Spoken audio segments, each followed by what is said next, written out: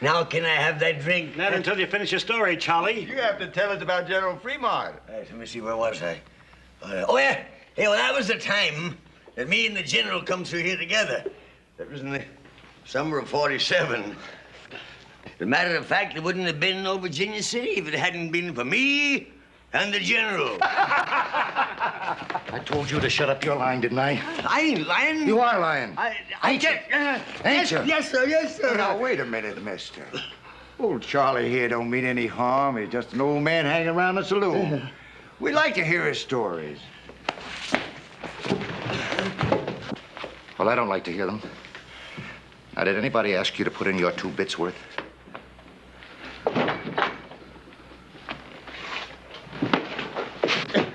Why did you guys leave me be? I tell you, I did scout with General Fremont. I tell you, I did. Why did you leave me be? All right, old man. Let it go. Give me a knife. What you aiming to do? Well, now, anybody that's fought as many Indians as you claim you have ought to have a few scars, shouldn't he? Oh, no. Suppose we just scratch off some of this beard and... so we can put on some more. Man, we're just gonna carry the cake out of you. People!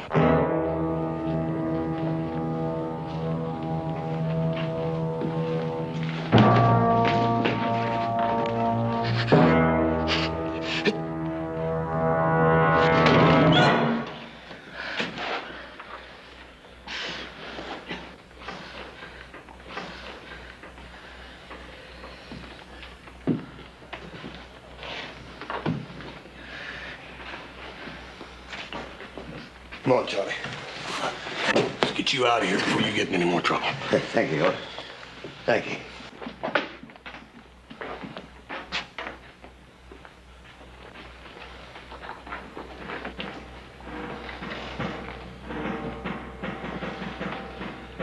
My friend Charlie don't like to be treated like that. I don't like it neither.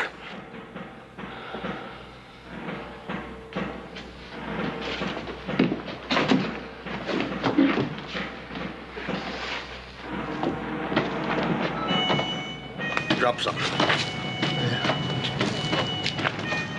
Fremont Expedition, 1847. Presented to Charles Trent, Chief Scout, for services above and beyond the line of duty. Charlie, you wouldn't want to lose that.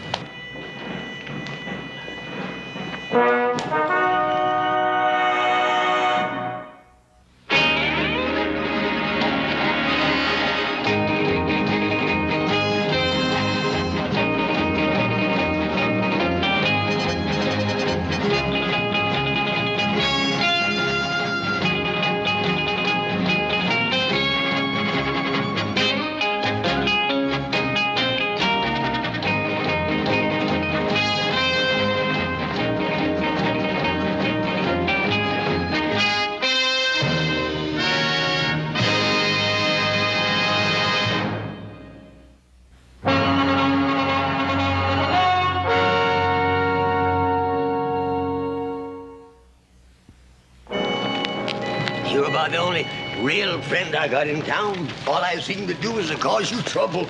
Charlie, you promised me solemn you wasn't going back in that saloon again. Well, I didn't mean to. Just them fellas wanted to hear some of my stories, that's all. Yeah, for a couple of drinks. I guess you won't give me another chance, will you? Dad, Bernie, Charlie, how many chances you gonna have? I talked Paul into giving you a job on the ranch, and what do? The first payday you take off, and we don't see you again for a week, and you come back drunk. That was a mistake, Hort. Charlie, it's that way with every job you got around here. There ain't nobody around here gonna give you a chance now. I guess you're right, but I ain't gonna bother you no more. I can promise you that much.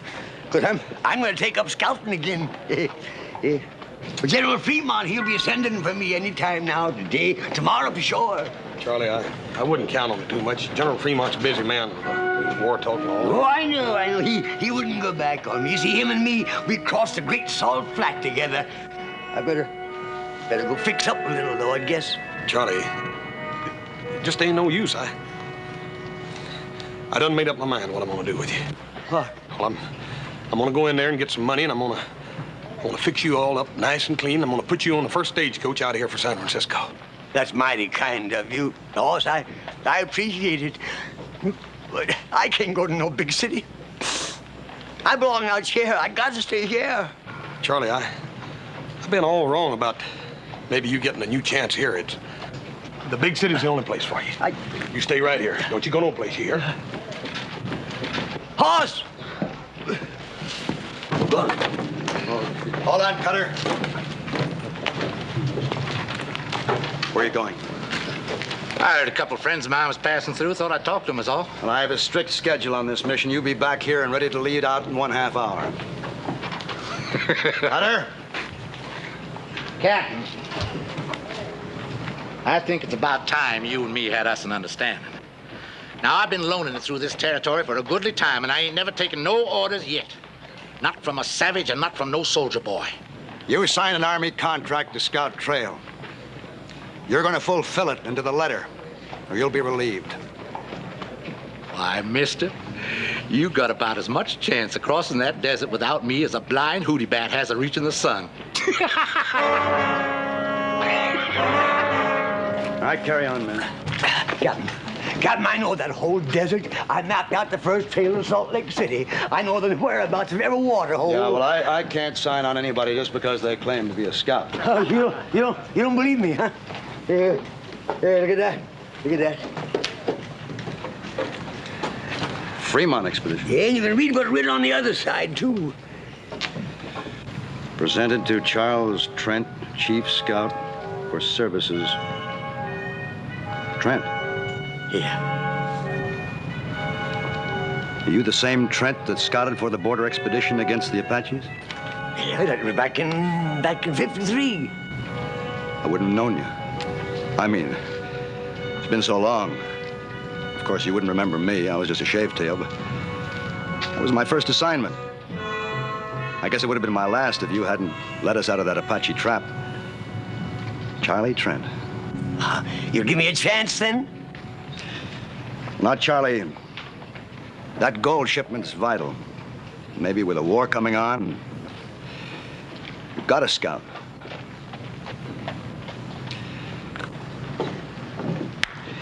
Perhaps next time I make a trip, Charlie.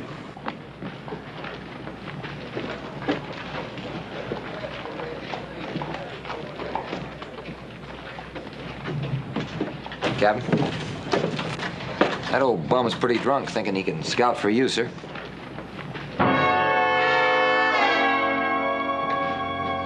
Corporal, that old bum was the finest scout in the United States Army. Whatever I know about this territory, I learned from him. Oh. Sorry, sir. I am too.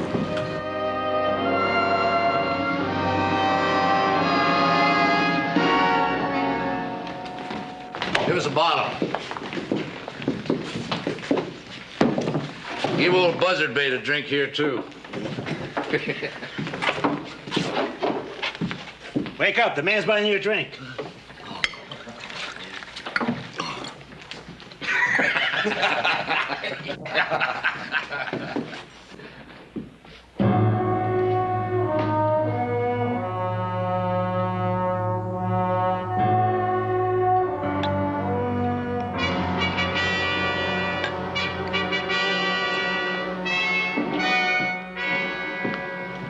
Charlie. Hoss, did I ever tell you about the time I led an expedition up the Columbia River? Yeah, you told me, Charlie. Come on, let's go down to the stable and you can sleep it off. I tried. Hoss, honest, I tried hard. You asked them soldier boys if I didn't. That captain, he just didn't want me.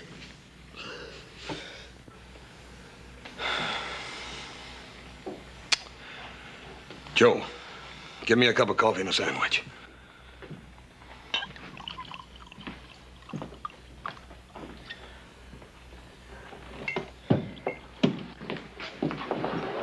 Cutter's in here, Captain.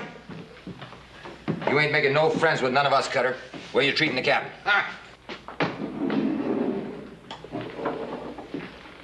I told you to be back and ready in half an hour. Seems to me I do remember you saying something like that. Well, don't you mind now. I'll be along a little while. Barkeep, set my friend the captain here up a drink.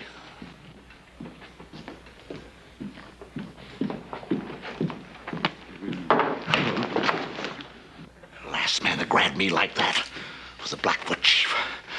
I cut his liver out. A man don't live long without a liver, Captain. That's a pure medical fact. I'm giving you a direct order.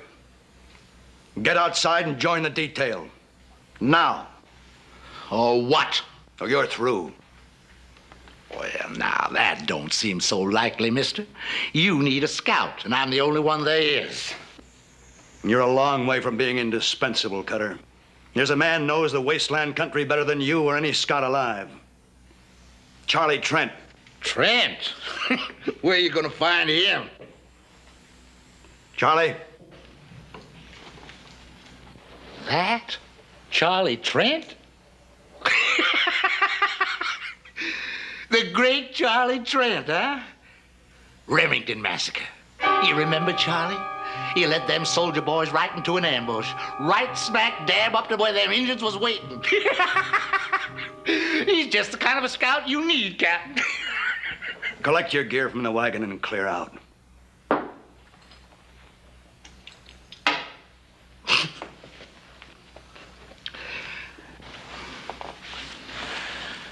Take along plenty of water, soldier boy. Plenty of water.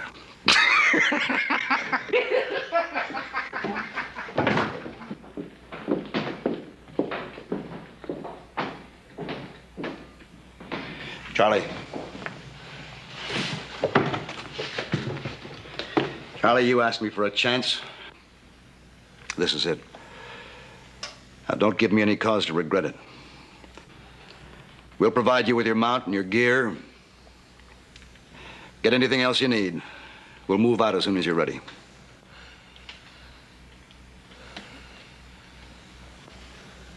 Well?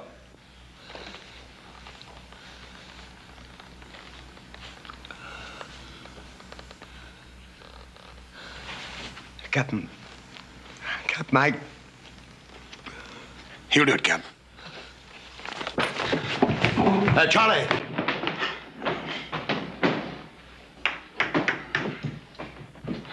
Captain, my name's Cartwright. I'm a friend of old Charlie's. I'll see to it he's ready to go in no time.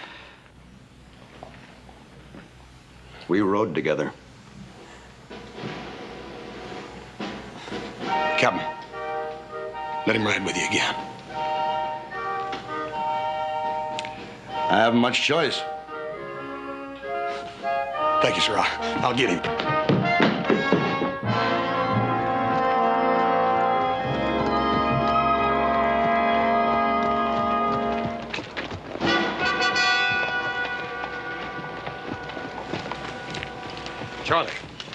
Charlie, I've been looking all over this town for you. The captain's down there waiting for you. You gotta get your gear and... Leave me alone, please, sir. Please leave me alone. Just go tell that captain man you couldn't find me, that's all. Charlie, he's offering you the chance you've been waiting for. If it was just me, I wouldn't mind. But you see, it's Pender and all his men depending on me. Charlie, you led the first map party across that desert. The first white man that ever crossed it. Now, if you can do that, you can lead Bender and his men now. Or was that just one of your lies about leading that map party? No, cause that was true, Hoss. That was true. All right, then. Now, Charlie, you listen to me, and you listen real good.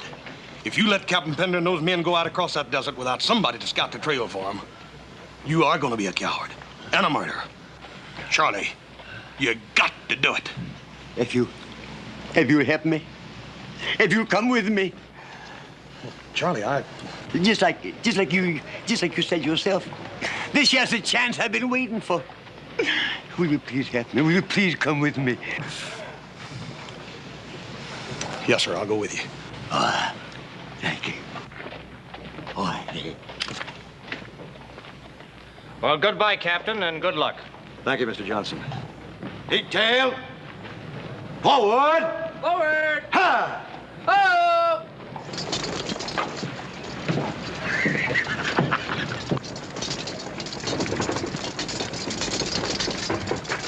Hey, Charlie. This time don't go letting them Indians get your scalp.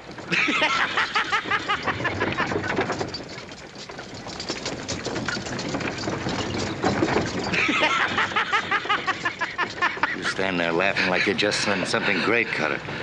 But all you've done was to mess up things real good. It's working out just the way I want it, Buck. And how do you make that? We had a plan to get the gold. Now we've got nothing.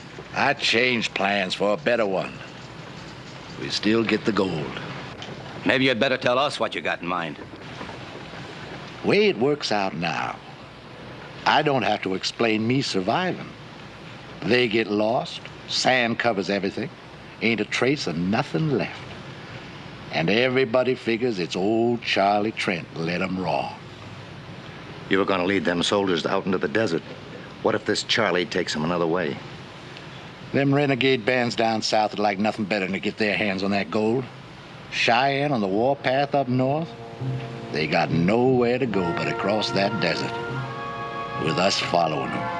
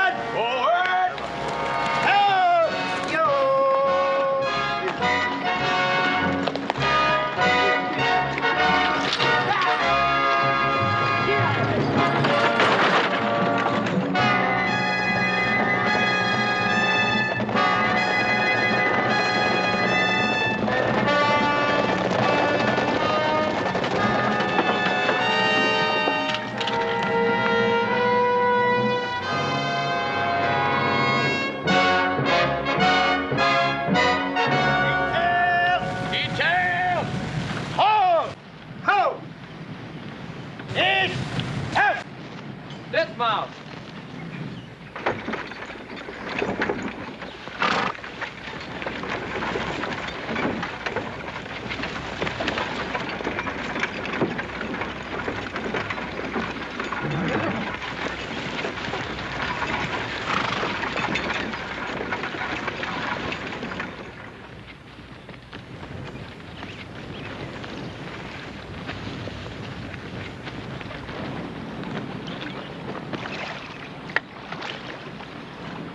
Looking for something, Charlie?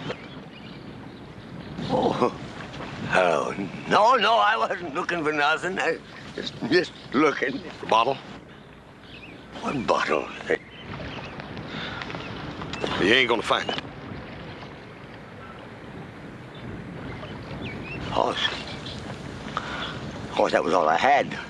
I didn't want to drink it. I just wanted to know it was here, that's all. I wasn't aiming to drink a drop of it.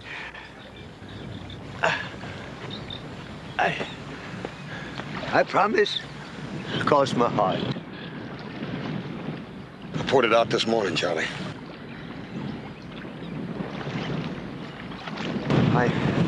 I can't make it without a drink, Horse. Horse, I can't make it. Charlie, you done made it almost a week now, just on a pint. Yeah, what we've come through is nothing. Like taking a walk down a boulevard on a bright, sunshiny day. You wait till we get across that mountain and hit the great salt flats. A man's gotta have something in his insides when he tackles that desert. And you done took and poured my insides right out on the ground. Charlie, you're just gonna have to grow some new ones. Because if you don't take us across that desert, we're all gonna die and rot out there. All right, I'll try, Horse. Honest, I'll try. Here. You drink your coffee and quit worrying. You're gonna make it.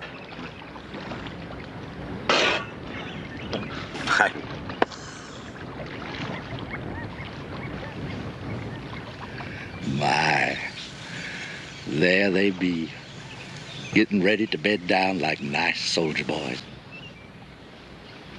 Come dark, we're gonna ride. From here on out, we stay ahead of them.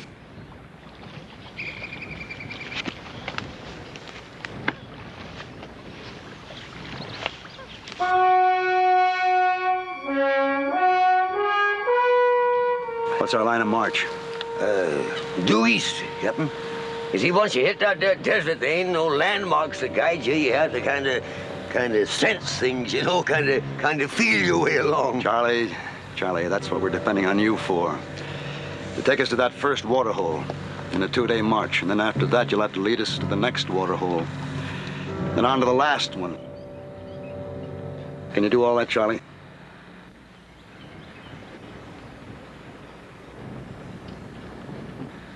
I tell you what, I've been thinking it over, and I reckon it might be our best bet to head due north, you see, and that way we can circle the desert entirely, you see. With Yellow Star and the whole Cheyenne Nation on a warpath? Look, I didn't bring you along to tell me how to get us all killed. We have to cross that desert.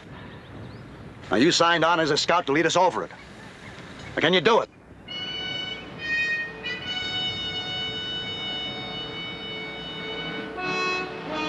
Me and Haas will lead out. Prepare to move. Bring him out. Forward! Forward.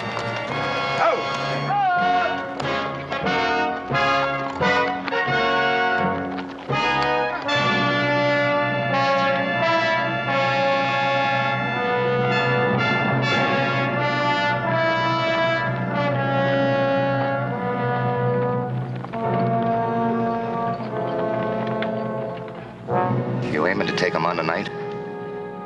Nah. You ever see the Zuni's hunt fox?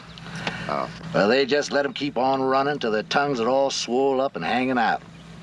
Then they walk up to them real peaceful like and club them to death. Yes, sir, we're gonna let those soldier boys just ride on a piece. Far enough so there ain't no way back.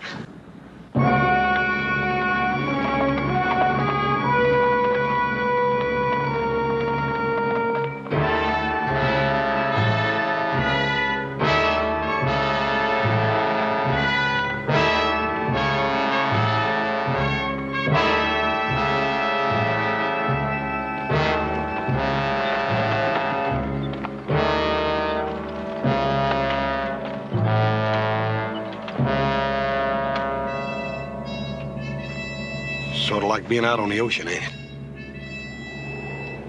Only difference is that we're looking for water instead of land. You got your bearing yet, Charlie? You don't reckon we could have circled back on ourselves, do you, and gotten lost? No. It's not. Ain't much daylight left, Charlie, and you said we'd sure find that water hole before sundown. That there water hole has got to be within an hour's march of here, I'm telling you. You go back and tell the captain. And tell him to bring them soldiers of his up here right away. You sure, Charlie? Sure, no, of course I ain't sure. But I gotta act like I was. I gotta fool them soldiers into thinking I'm sure. Because if just one man panics, it'll spread like wildfire. We'll find ourselves a bunch of buzzard bait. You said you had faith in me, didn't you? Yes, sir, I do.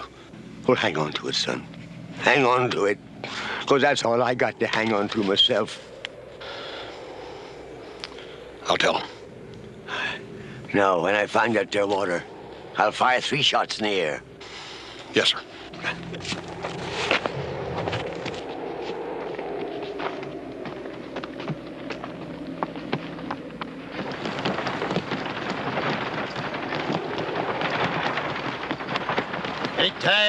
Detail. Out. Oh. Captain. Dismount. How? Captain. Just a little piece further. I made a mistake trusting him. I think it's time we admit it. Both of us, we're lost. You know it. Captain, you're wrong. With the captain's permission. Me and the men would like the captain to tell us straight out how we stand. Captain. And you got a right to know. It's Charlie. He found the water.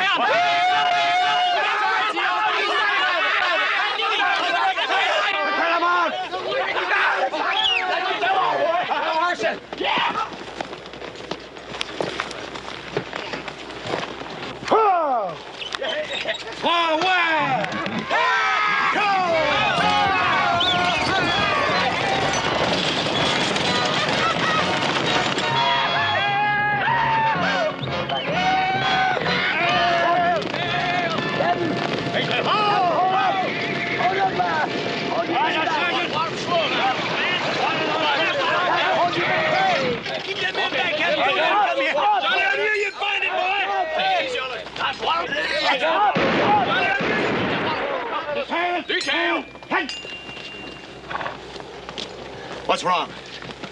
That your water's been poisoned.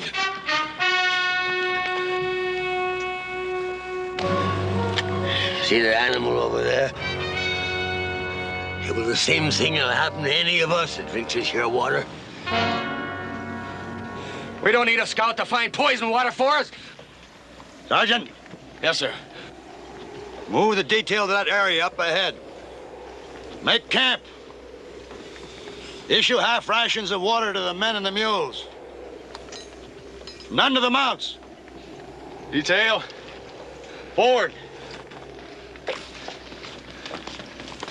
All right, Charlie. How far to the next water hole? It's about a day's march. But me nor nobody else can say whether that water will be any more fitting to drink than this is.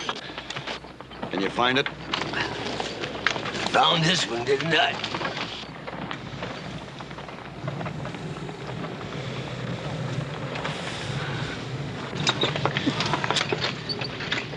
What do you think, Captain? We can make our water last another full day.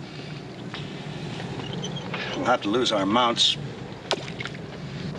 The mules can keep going as long as they get some water. You got to make the decision, Captain.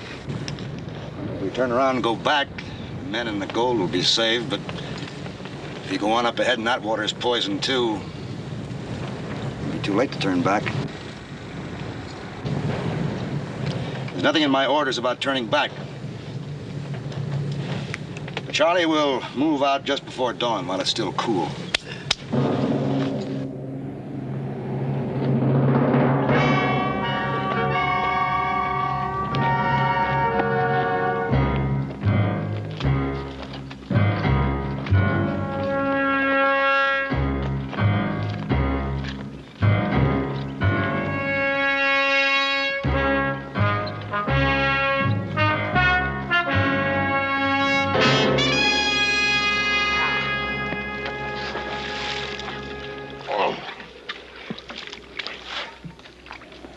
Poison this one, too? That's what I'm gonna do, Buck. They're liable to get suspicious. That don't make no difference.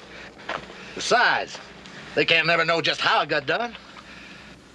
Now go on, do like I told you. Start brushing out our tracks. Look, all we've been doing is riding around this miserable desert. Now, I say we stay here and finish off them soldiers. All I want is to split that gold. And I ain't got nothing so far but sunbaked. Where'd it go? I'll side with them. Now, them soldiers have got to come here. All we got to do is wait for them. But if you feel you'd rather not make the stand with us, you can clear out. No hard feelings. No hard feelings, huh? Now, you listen to me. Every last one of you.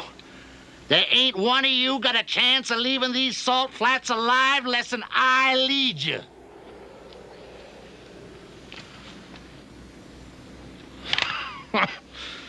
Now, where would you ambush 8 men on flatlands like this?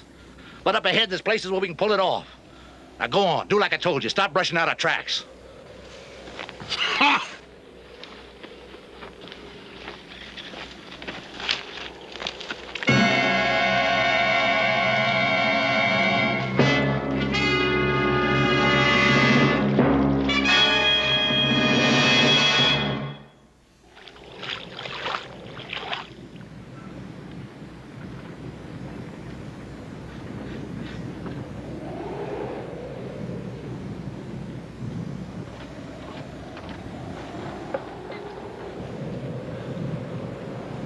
hiding.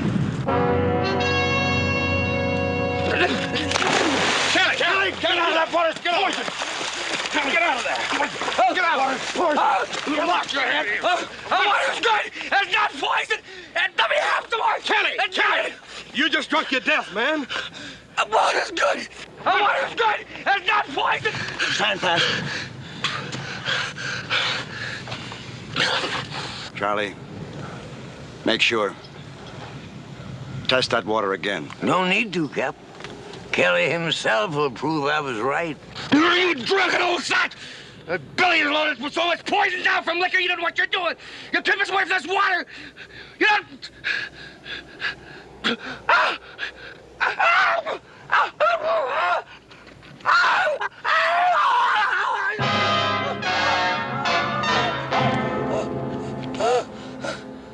Sergeant, bring a canteen.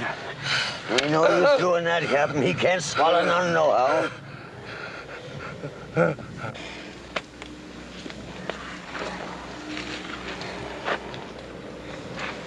Move him over under the wagon. Cover him with a blanket.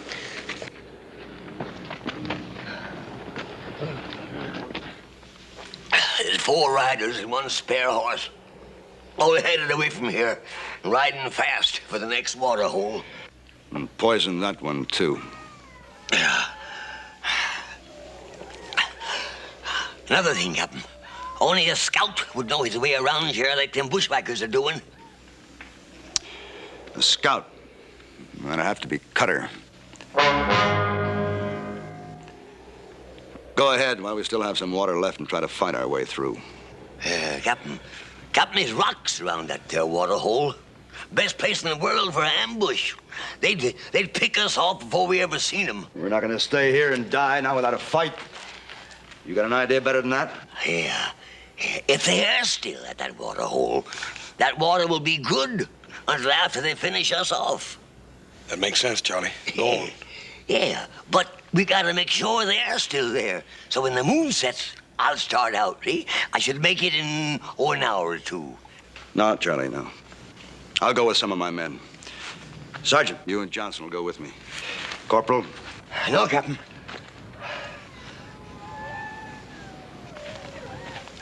I'm a scout. I can do a better job alone. All right, Charlie. But after you get there, what then? Well, if they ain't there and the water is still good, I'll fire 3 shots. No. Now, Cutter may have heard that signal before. So this time I'll fire 3 shots, wait a while, then fire 2 more. And, Captain, when you hear them 5 shots, you come a-running. And if I don't hear the 5 shots? If you don't hear them, you head due north. 4 smarts, traveling by night. Now, with any luck, you ought to make the highlands and water in about 2 days.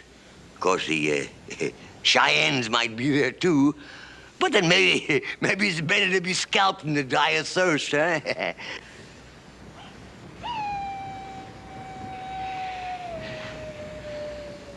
I'm sorry I ever doubted you, Charlie. Oh. Thank you, Captain. Thank you.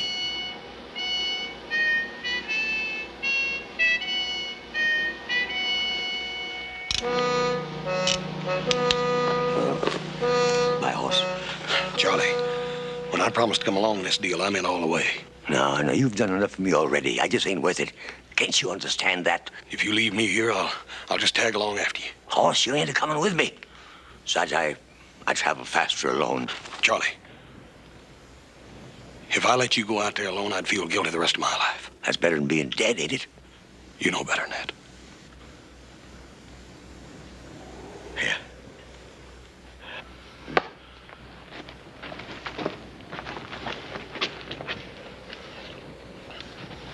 5 shots, right, Captain?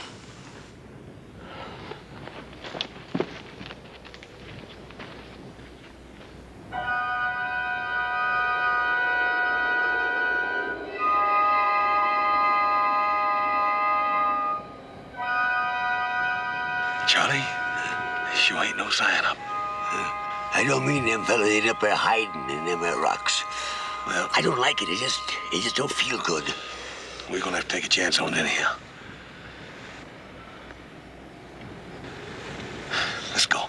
All right, but you be careful, son.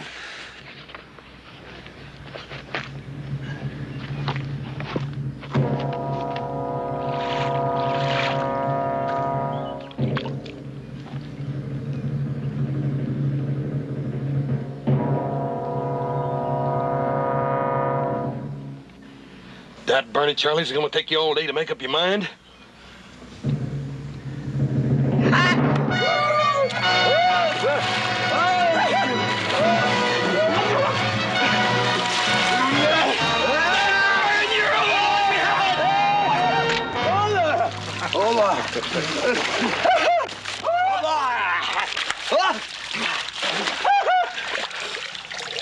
Now ain't them a happy pair of fools?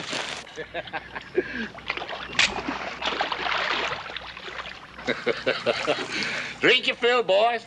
Then we're gonna have a nice long talk about my good friend Captain Pender.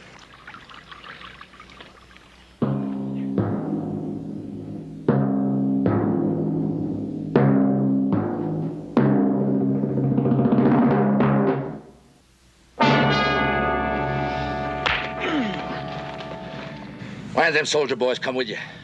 How many of them are there left? I reckon that's something you're gonna have to find out, mister. Well, that's something I'm just gonna find out. Cut up! They're back in the other water hole. Charlie. There's 5 of them. 1 of them died. They're waiting for my signal to come on ahead. Charlie! Captain Pender got any suspicion of me? No, of course not. No, if we'd had any suspicions, you don't suppose that me and the horse would have come walking in here the way we done, do you? No, I reckon not. Being the scout you once was. What's that signal? I ain't gonna tell you.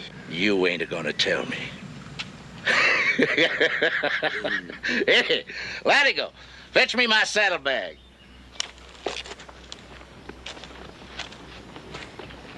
You ain't gonna tell me.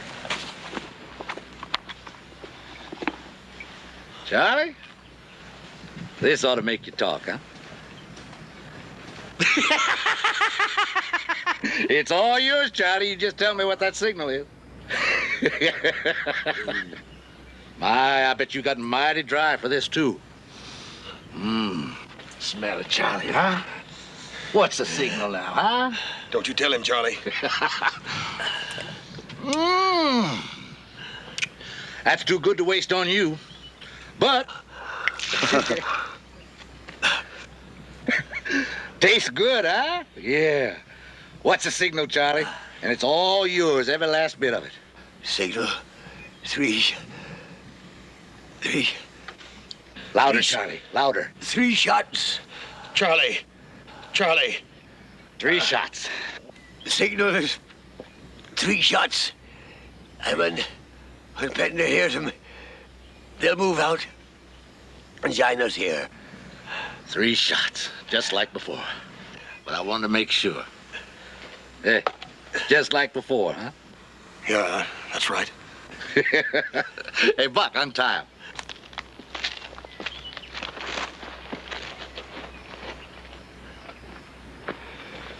What about him?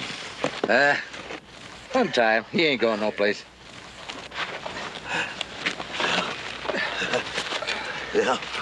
Now.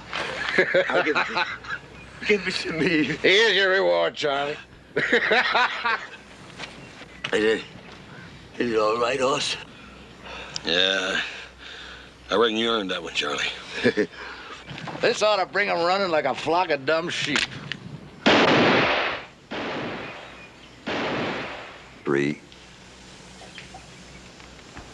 Go on, Charlie. Just fire 2 more times. 5 shots, he said. He's trying to warn us. They ran into trouble.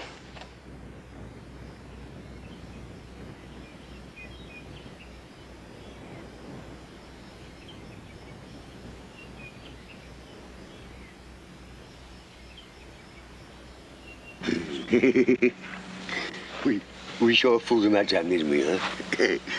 Well, Carter thought he was tormenting me into telling the truth. And all the time it was Cutter himself that gives the signal for Panda to start moving north. Yep.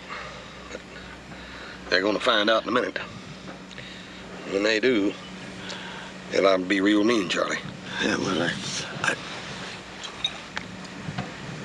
you know, it's a funny thing. I got plenty of this doggone stuff. I don't seem to want it. It kind of burns me insides. Hey, Cutter! Cutter, look! Here they come! 3 soldier boys. Only 3. Ain't none of them Pender. He's a smart one. Maybe he figures on going behind this butte and having himself a look-see. Hey, Latigo, you get up among them rocks. Keep your eyes peeled. You let me know, but don't you do no shooting, you hear? I guess the only reason I drink the doggone stuff is so that I can stop remembering. I just don't understand it. That wasn't a signal for them to come up here. You see, Haas, years ago, I led a whole detachment of cavalry into a Kiowa trap. They was all butchered and they died cursing me. Wasn't your fault, Charlie. Yeah? That ain't good enough. Look, you keep watching that wagon. Morgan, you take those 2 and you keep them out of sight.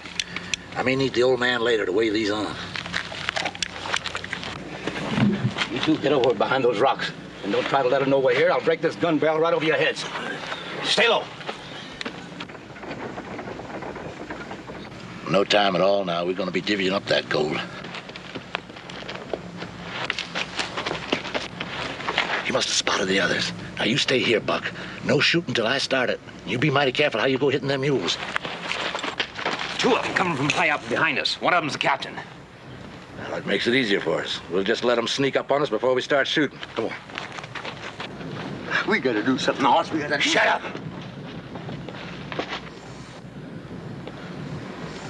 Old man, don't be so hoggy with that whiskey.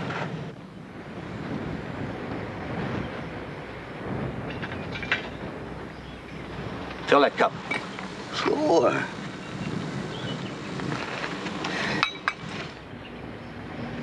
Bring it over here. Careful.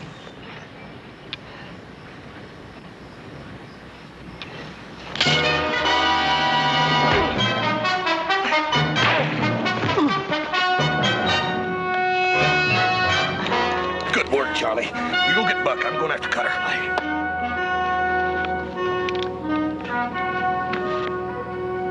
I don't know if they're down there and not giving it away.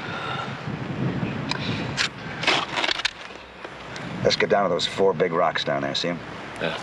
I'll go first.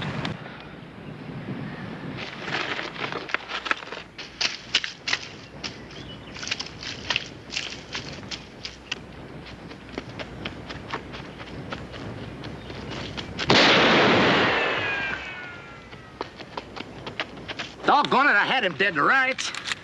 We got him pinned down now. We can blast him out of there easy.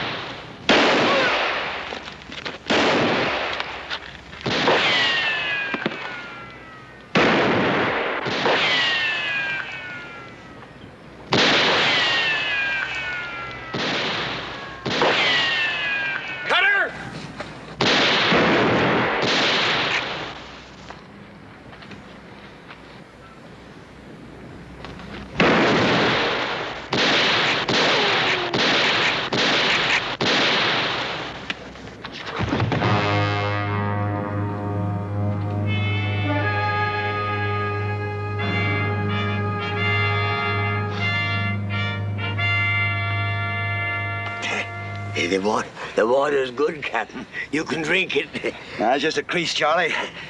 Corporal! Corporal! Bring up the wagon. Get yourselves a drink.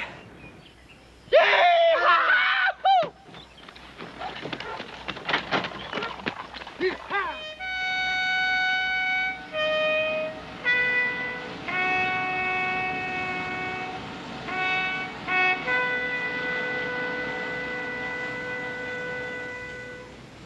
Detail advance. Halt!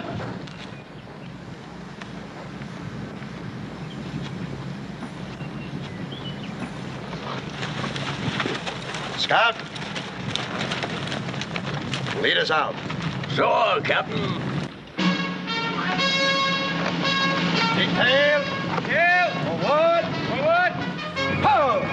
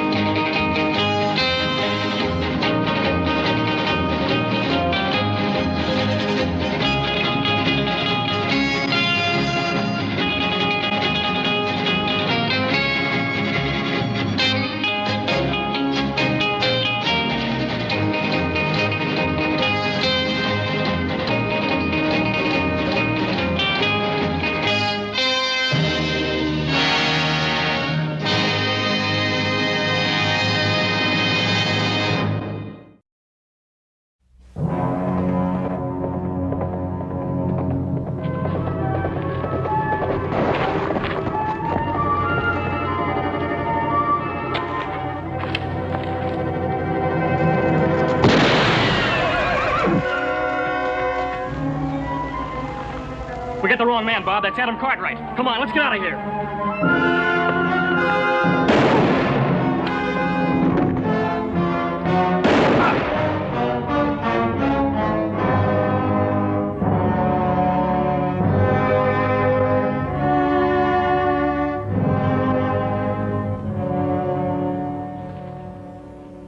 Who are you?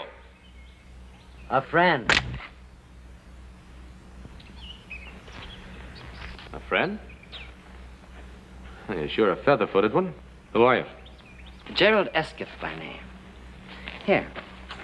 Perhaps this will relieve your mind. U.S. Deputy Marshal. I can't say I'm sorry to see you. Who are they? The Clevenger brothers. Friends of yours? Hardly that. But you may have made a terrible mistake. Just be thankful that you're still alive. And I'll be thankful that I've reached the end of a long trail. The Clevengers were wanted in California for bank robbery. I had the unpleasant duty of killing their older brother. He was caught robbing sluice boxes. Oh, so you were the one. I was only performing my official duty.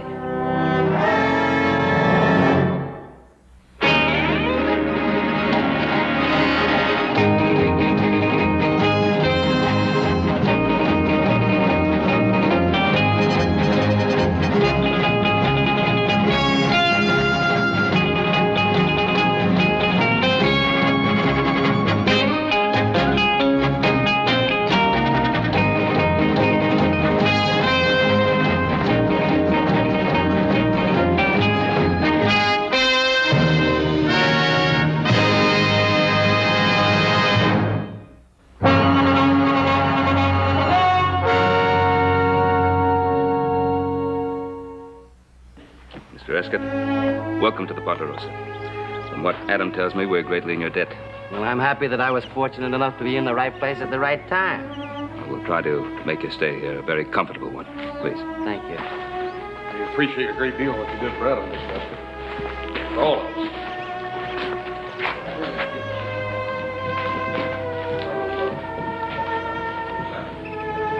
Adam? Anything else you want to tell me? Oh, I still can't believe it, Pa. mean, I'm not selling the Clevengers short. Roughest bunch of renegades I've ever known, but I just can't imagine them taking a shot at me. Well, you never know with that bunch. Old Gid Clevenger and his boys have made their own laws for so long, you never know when they might step over the line. And you did have the ranch payroll with you. They must have thought it was somebody else. Now, believe me, Adam, I know how you feel, but the marshal did have a warrant for them. Well, there's one thing for certain, he isn't too upset about it.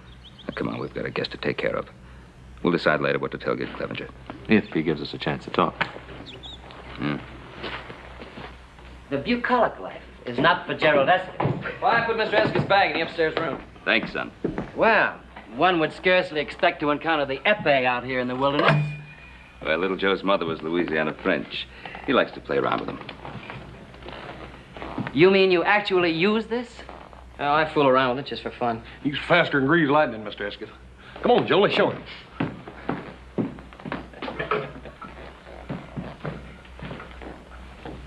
On guard, brother. You should never have given those two a chance to show off.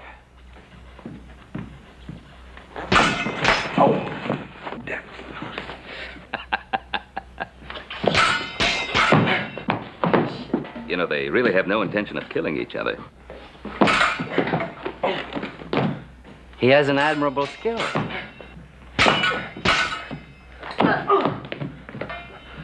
Whack him over the head, Haas. You'll never get anywhere poking at him. Touché. Nevertheless, your technique is not quite flawless. When you feint to the left, you're a bit off balance.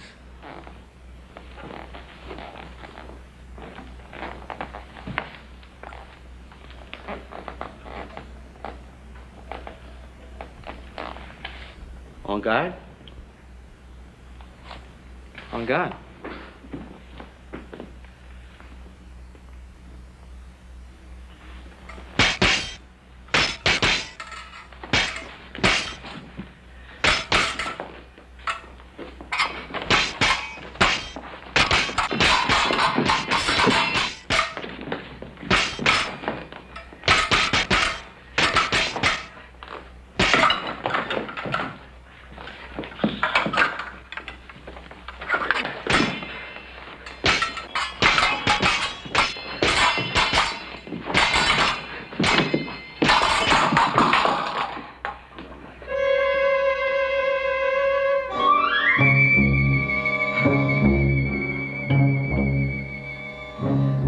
You could hurt somebody with that. You lost the button off the point.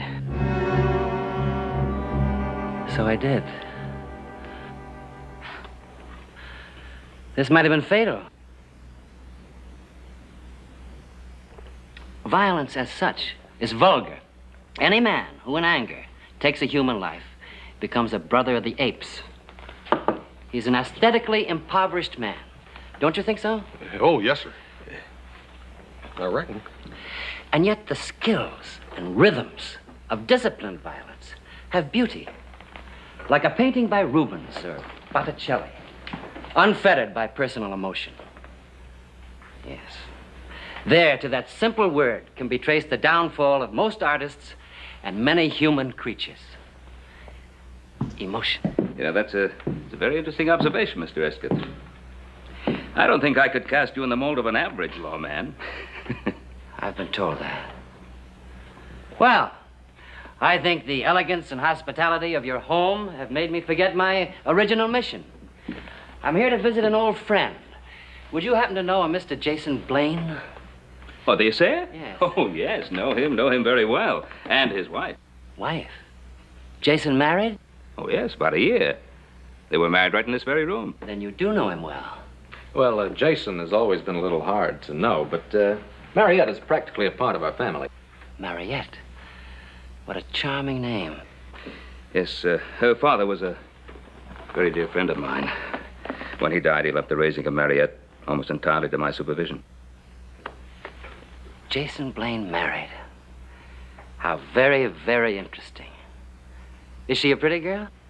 Well, we always thought so, but of course we could be slightly prejudiced. Oh, no, my dear Adam. I have a feeling I can trust your judgment in such matters. Time to eat, please. Oh, good. Could I freshen up a bit before supper? Oh, of course. I'll show you to your room.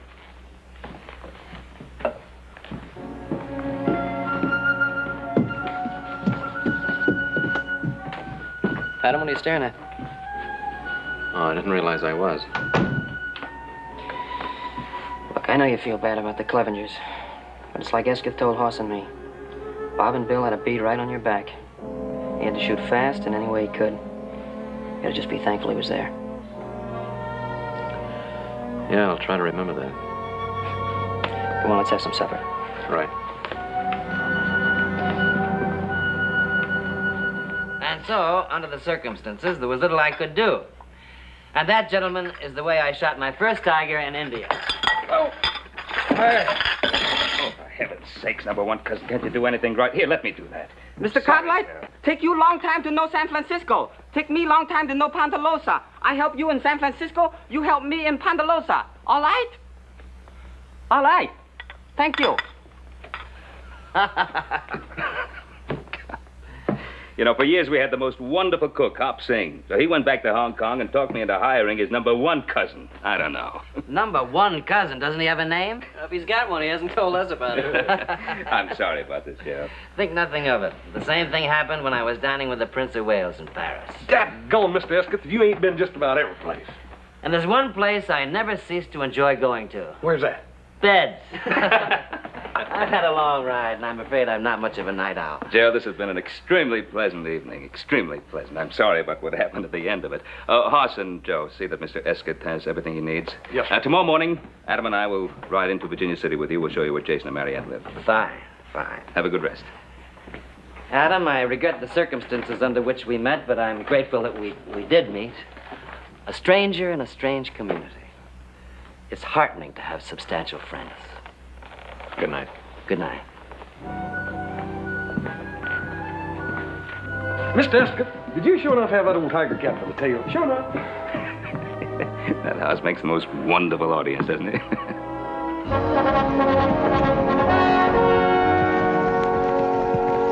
I hope you'll go along with my little whimsy in wanting to surprise Jason. We were such close friends, and it's been such a long time since I've seen him. Are you sure you can find the house? My dear Adam, your directions are most explicit. Don't forget, we want you to spend at least a few days with us at the ranch house. I know Adam and the boys will want to take you on that cougar hunt. Ben, I can't tell you how much I appreciate your hospitality. And as I told you before, there's nothing in life I find as exciting as a hunt. Thank you again, both of you. Adam, when you get through at the bank, meet me at the hotel. We'll have a bite to eat. Right. Go on.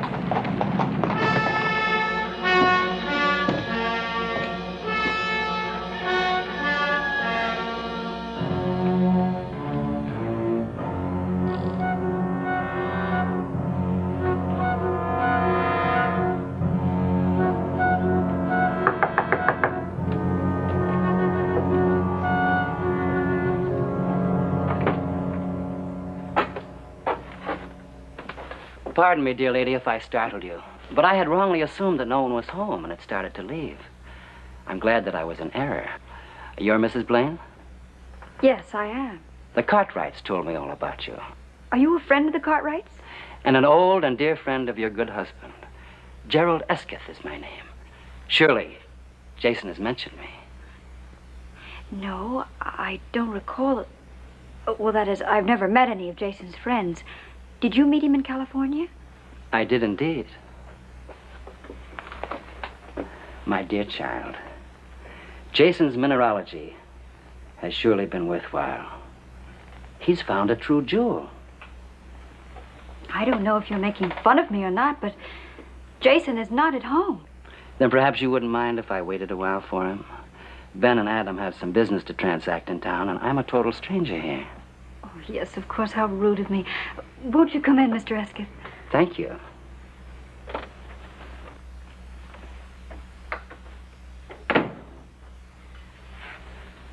Oh, won't you sit down, Mr. Esketh?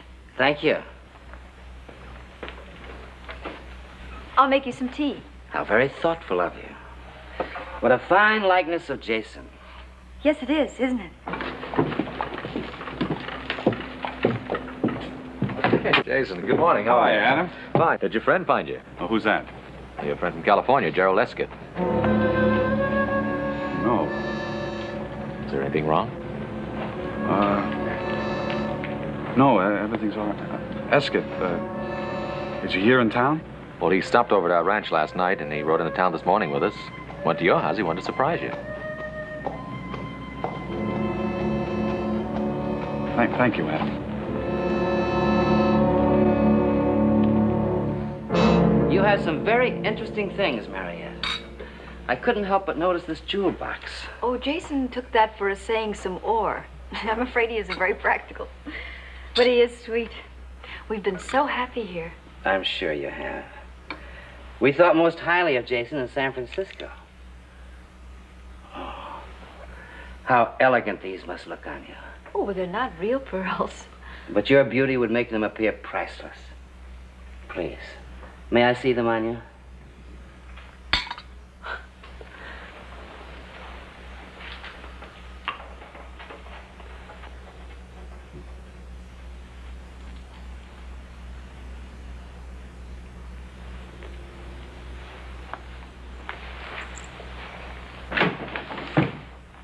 Oh, Jason, darling, there you are. Look who's here. My dear Jason, after all of these years, Esketh? they're reviving the old case in Sacramento, Jason. And they couldn't very well proceed without the chief prosecution witness, you. Is this something you two gentlemen would rather discuss privately? No, not at all. My business as a law enforcement officer is public business, and I'm sure that you and your husband have no secrets from each other. I'll fix you some tea, Jason.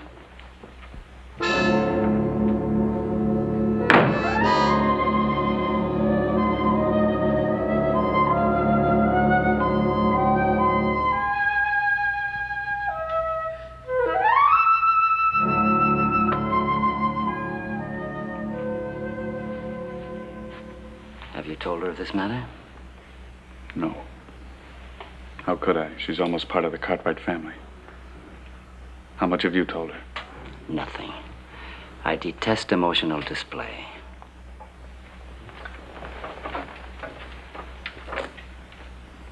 What's the matter, Jason? Nothing, Marriott. Nothing you'd understand. You're not aware of all the facts, Marietta. He has a right to be a reluctant witness. His testimony will be against the most sinister forces in Northern California. They may seek retaliation. Retaliation? However, he'll be in my protective custody. Jason, I trust you to be ready for the journey, shall we say, at noon tomorrow? Does that allow you enough time? You trust me? I amend that. I trust your wife to see that you're ready. Thank you for the tea, Marietta. It was indeed a pleasure meeting you.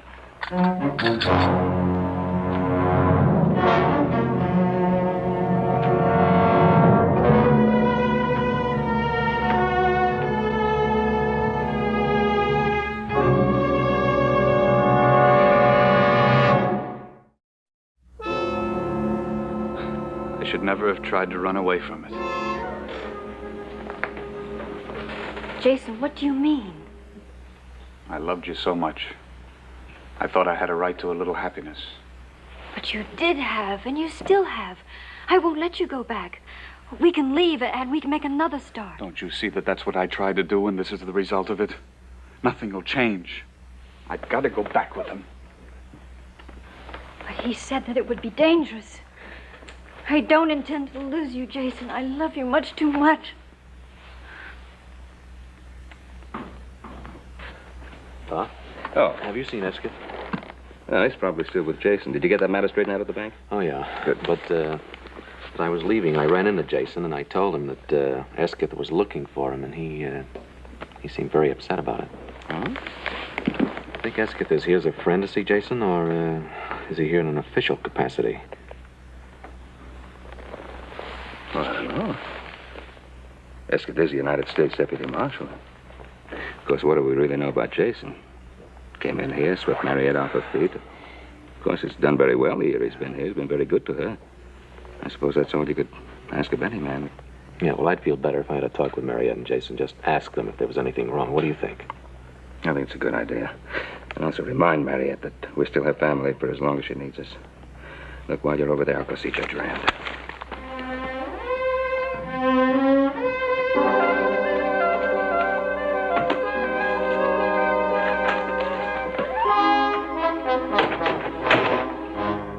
Going someplace, my dear Jason? I was young, Esketh.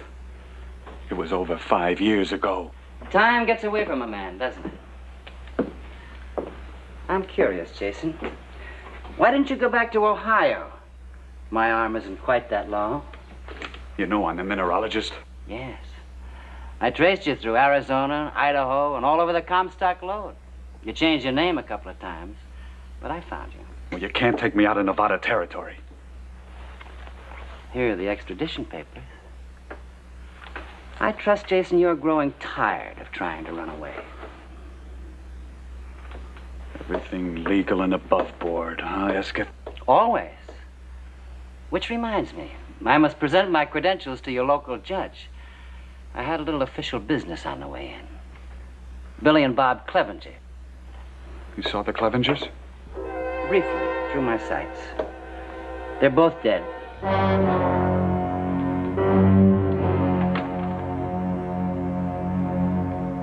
What about Gideon, the old man?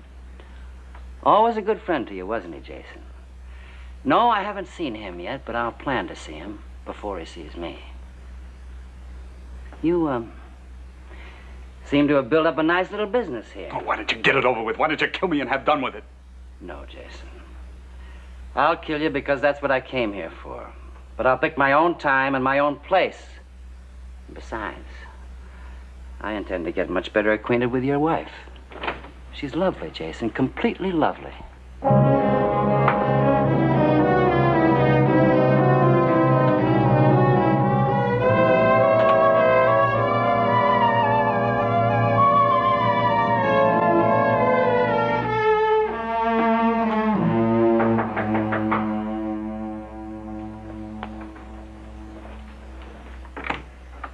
Hello, Mariette. Oh, Adam, I'm so glad to see you. What's the matter? Is there something wrong? Oh, no, nothing. It's just that I haven't seen you for so long. Where's Jason? Oh, he went to the office to pick up some things. Mariette, you're just about as close to being a sister as I'll ever have. Now, a big part of that pleasure is being able to help you. Tell me, what happened when Gerald Esketh came here? Oh, nothing happened. I think Mr. Esketh is a very charming person. We even had tea. Oh, Adam, I just can't lie to you. I've tried, but I just can't. That's more like it. Now, tell me about it. Jason has to go to California to be witness in a trial. Well, that doesn't sound so terrible. I know, but the men that he has to testify against, they threatened to kill him. You see, that's why Jason left California. I see. Did he talk to Judge Rand about this? Oh, that was my first suggestion, but Jason didn't think it would do any good. Well, Jason's upset. I think I'm in a better position to decide than he is. So why don't you and I have a talk with Judge Rand? I think we'll find that Jason can make a legal deposition right here in Virginia City. Oh, Adam, could we do something like that? Well, we won't know until we ask, will we? Come on, get your hat. All right. I'm sure when we know all the facts. Adam. My dear Mariette. What a pleasant surprise this is. Forgive me, Your Honor. I am United States Deputy Marshal Gerald Esketh. You're in my federal district, Marshal. If you have business here, you should have presented your documents to me. I fully intended to do so, sir. As a matter of fact, I was on my way to your chambers when your messenger intercepted me. Mrs. Blaine states that her husband's life will be in danger if he gives certain testimony in Sacramento. To some extent, she may be right. I myself will not feel too secure as his pledged bodyguard. You will note there, sir, that this is the state versus Hadley Murdoch and a number of John Does, all of whom comprise a political machine known as the Murdoch Gang. Now, these are infamous men, sir, grown fat on terrorism and plunder, and so rich and powerful indeed that they now have most of the state of California under their rule of dread and fear. Blaine is the key witness? We, on the side of the law, earnestly believe that Jason Blaine is the one man who can send these culprits to the gallows. Well, your husband's duty is clear, Mariette. And we can't very well call out the militia to guard him. Well, I was planning a trip to Sacramento in a week or so. I could change my plans, go along with you. It would make Mariette feel better. Oh, it would, Adam, it would. Anything to relieve this dear lady's anxieties. And rest assured, we'll be joined by other officers in Sacramento. Oh, I'm very grateful to you, to all of you. Mr. Esketh, I'm terribly sorry to have caused you all this trouble. There's no trouble, my dear. On the contrary, I was delighted to see revealed that jewel which money cannot buy, loyalty. Marshal, you and Adam both, I'd like to talk to you. If it's all right with you, Mariette? Of course not. Adam, Jason will be so pleased to know that you're going with him. Thank you, gentlemen. Thank you.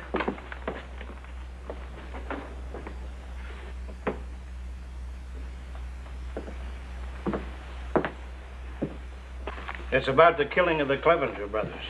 Ah, yes. Distasteful duty, I assure you. But there is a warrant out in California for their arrest. I was talking to your father, Adam. He was telling me that Gideon Clevenger came to see him. Yeah, but he didn't seem to want to make any trouble. Strange man, Gideon Clevenger. He'll brood about the death of his sons, and then he'll decide to take the law into his own hands. He can be very dangerous if he makes up his mind to it. Well, the thought of any further bloodshed is completely repelling to me. I'll rest a whole lot easier when you're out of town, on your way back to Sacramento. Then you think that this Gideon Clevenger will make the death of his two sons a personal issue between himself and me? I think that precisely. I see.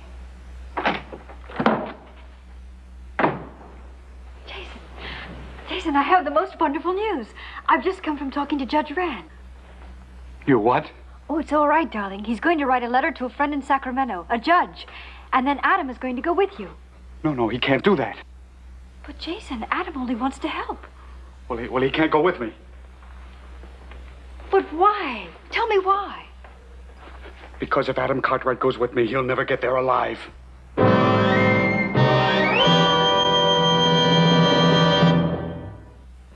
Jason, what are you trying to tell me? Can't we make one move in our life without the Cartwrights getting mixed up in it? But the Cartwrights are my best friends, and they're the best friends you ever had. I don't want to talk about it.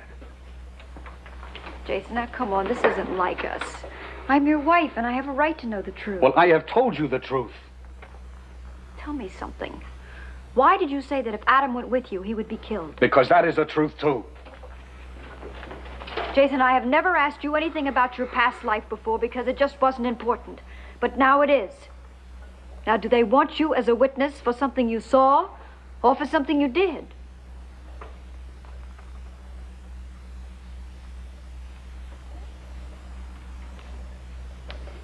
What difference does it make? Eskes told you about the Murdoch gang, didn't he? Yes. Well, that gang isn't going to let me get to Sacramento alive. Not even with Mr. Esketh and Adam to protect you? Don't you realize that Eskes was sent here to kill me? Once I leave here, I'll be dead before I can get as far as the Ponderosa. But why would anybody want to kill you? Because that's why he came here. He is a hired, paid killer. Now try to understand that. Jason, there must be something we can do. There must be. What? You want me to get a gun? Go up against him? He would love that. Self-defense, everything above board, legal. Then why don't you go to Judge Rand, tell him the truth, and he'll protect you? You saw his papers. He is a marshal. He has every right in the world to take me in. And you're going to stand there and let him do it? Oh, what else can I do? We can go away. We can go east. Jason, please, please, they can't reach that far. Even if we have to spend the rest of our lives hiding, I don't care. I'd much rather have you that way than not have you at all. Please. Oh, if we only could. If we only could. It would be like starting from the beginning. No West, no past tense. Oh,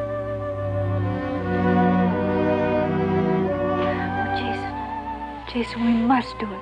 We must. We can. I know we can. You get some things packed. There's still Esketh. Don't forget I tried this once before. Oh, but don't forget, you didn't have me before. Now I can handle him. I think I know a ladies' man when I see one. Yes, I know how to deal with him. No, I can't let you do that. He's too dangerous. Oh, no, darling. Really, he won't be with me. Please trust me. Trust me.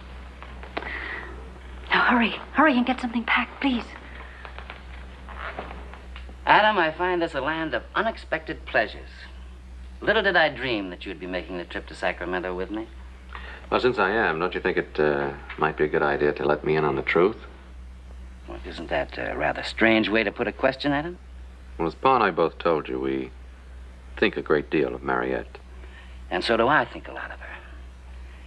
That's why I tried to spare her the seriousness of Jason's case. Then he's not just a missing witness. No. A missing criminal. But on your honor, Adam, this is to go no further in Virginia City. By turning state's evidence, he'll be able to return here with no damage to his so-called reputation. And I appreciate whatever protection you can give Mariette. You know, I believe we think alike. I even had him listed in the documents as a witness, not as one of the accused. Thank you for telling me. Pa, I'd like to get the best lawyer you can find. Adam, I don't want you to think it rude of me, but under the circumstances, I think it best not to return to the Ponderosa.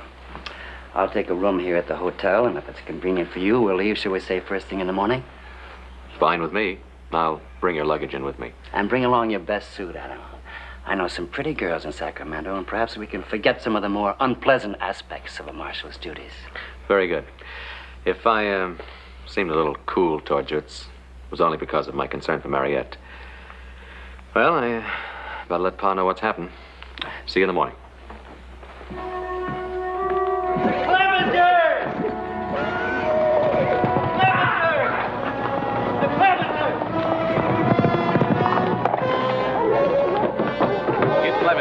I'd hope this wouldn't happen. Well, maybe we can reason with him. No, Ben. Let me try it.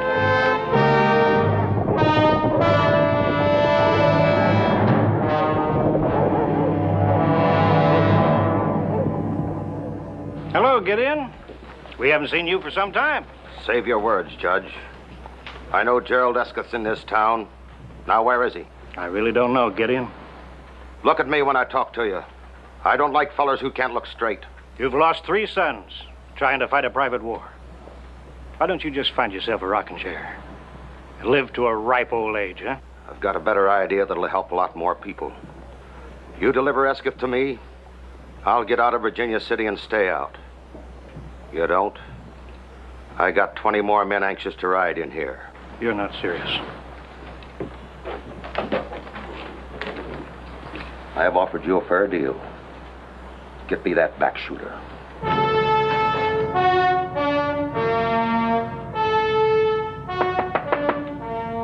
Come in.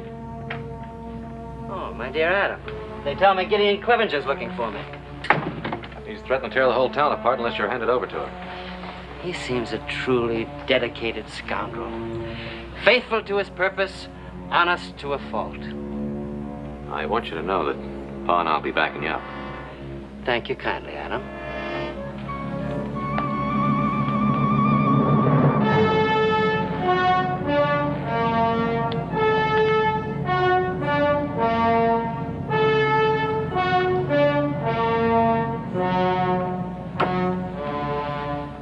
Shall we, look into the matter? Well, you're certainly a cool one. I'll have to admit that.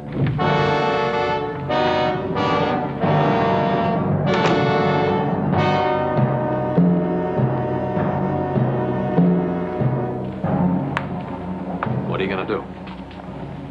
Make our friend a sporting proposition? He's in the saloon?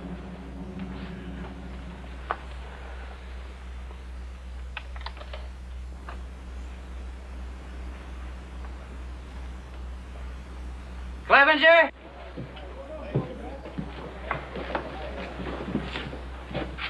Can you hear me? I can hear you, Esketh. It's a voice I'm not likely to forget. You made this personal, Clevenger, so let's keep it that way. There's no sense in harming innocent people. You've made yourself a deal. But if the Cartwrights or anyone else tries to get into it, I'm cutting my boys loose.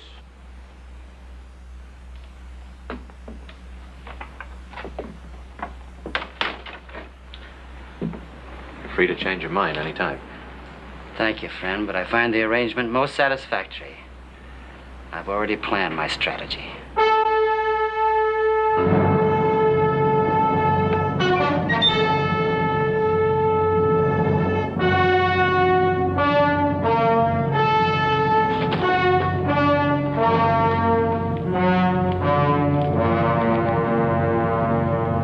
I don't like this, Adam.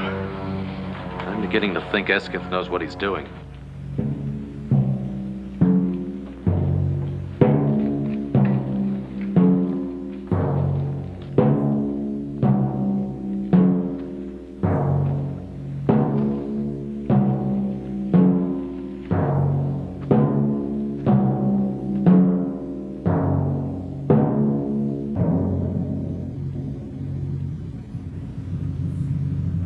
Make your play, you filthy little back shooter. You first, my dear Clevenger.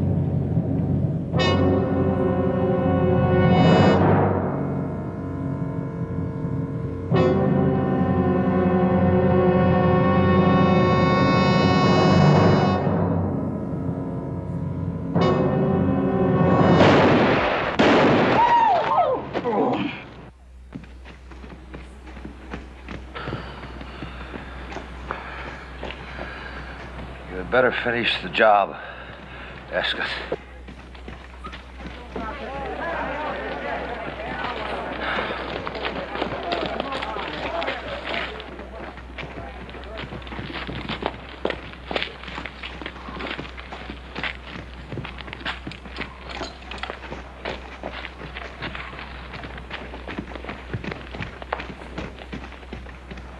Adam, we better get the doctor, see what we can do for Clevenger.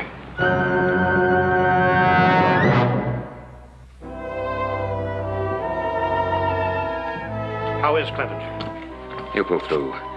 He wants to see you.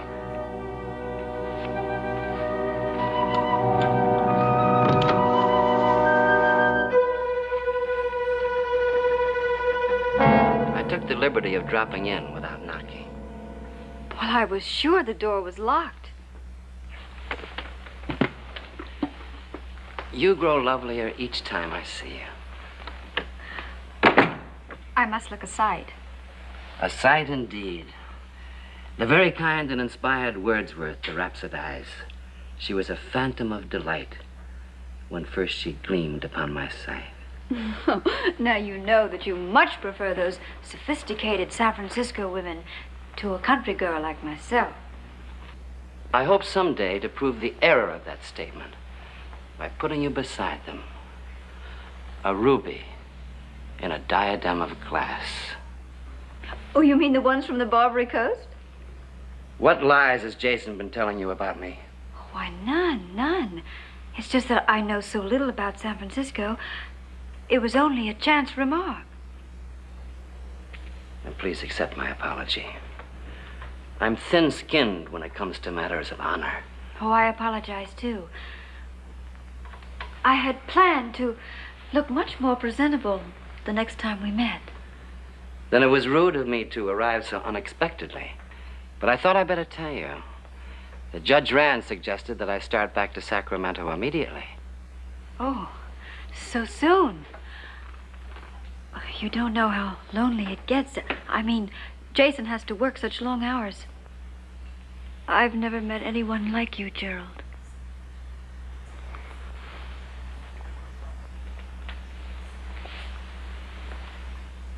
A little more time won't matter.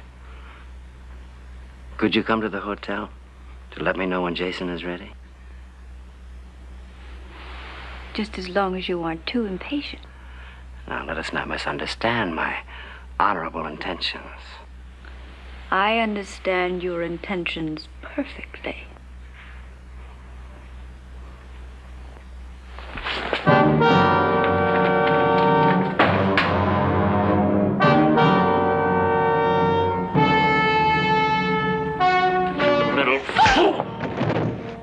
you're gonna learn just who you've been playing games with.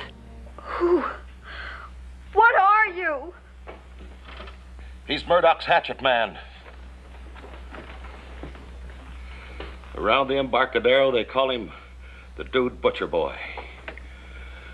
It's my reckoning he came here to lead Jason Blaine to the slaughter because Jason knows too much. Jason was mixed up with Murdoch? He was a spotter for the bunch. That's easy for an essayer. Whenever he'd see gold bullion, he'd tell Escott. That slimy killer would lead his night riders, claiming they were vigilantes. That was a good cover for him. But Jason got sickened. He quit and ran away. Jason was too soft for Escott's shooting parties. I saw him later in Virginia City, but I figured let a feller go straight that's trying hard. And your oldest son? Escott backshot my boy at our California stamp mill while his outfit looted. The other two, you know about, Ben. They wasn't killers. They heard Escott was headed this way. They mistook Adam for him.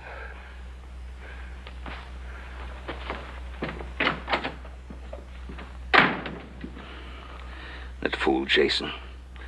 Why couldn't he tell us the trouble he was in? There's a thing called reputation, Ben. Especially if you're married to a woman like Mariette. I'd swear she never knew that Jason had a record.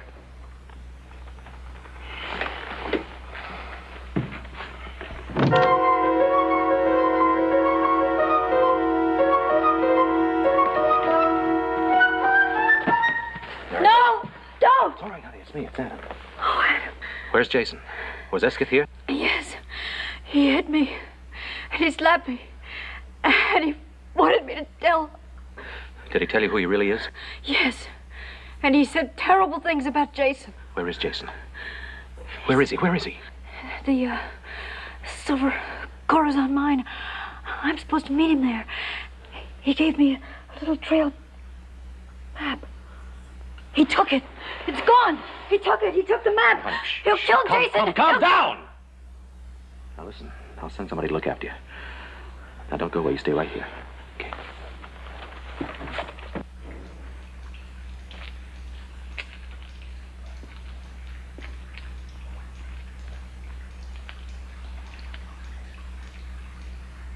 Jason! Jason! You can't get away, Jason.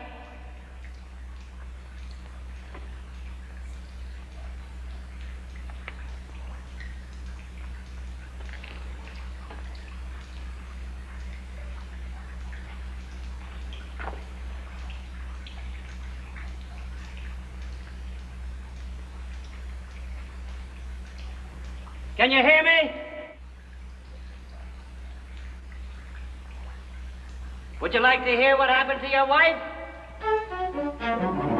She died in my arms, Jason. I held her. I watched her. Can you take that and run away with it?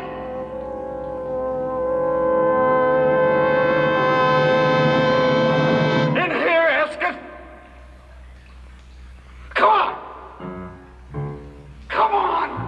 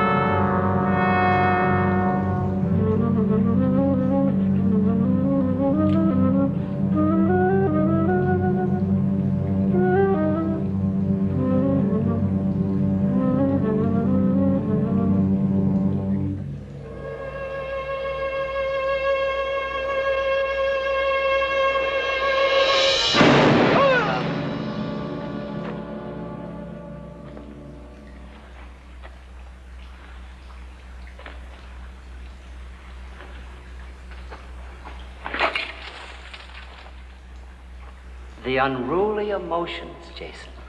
But don't be ashamed because they've destroyed you. They've conquered more men than Napoleon's armies.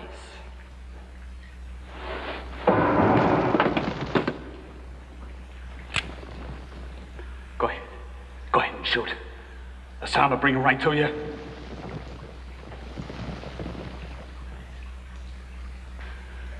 I'm here! We're in here! We're in here!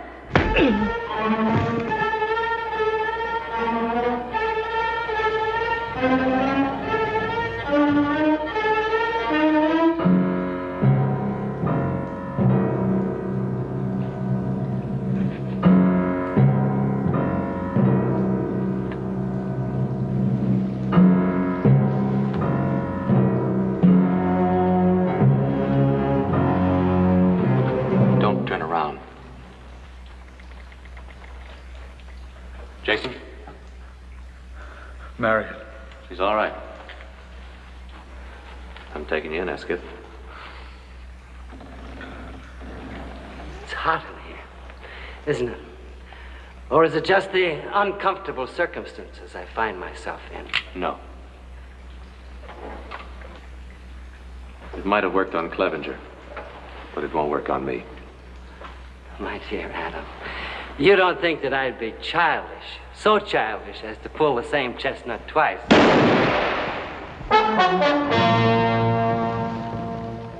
I wish you hadn't tried it, Escott. I suppose I knew all along that this would happen someday.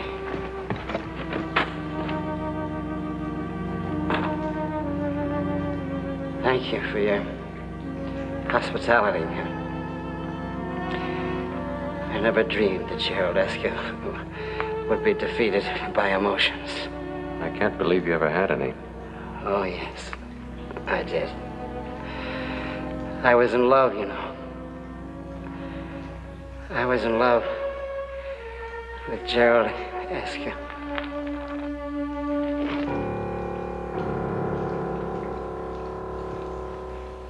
We'll miss you very much.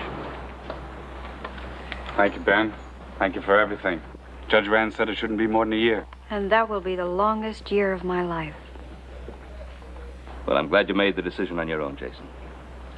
When you come back, your house will be here waiting. Thank you, Ben. Goodbye. We'll be waiting, too. Things will be just the same. Thank you, Adam.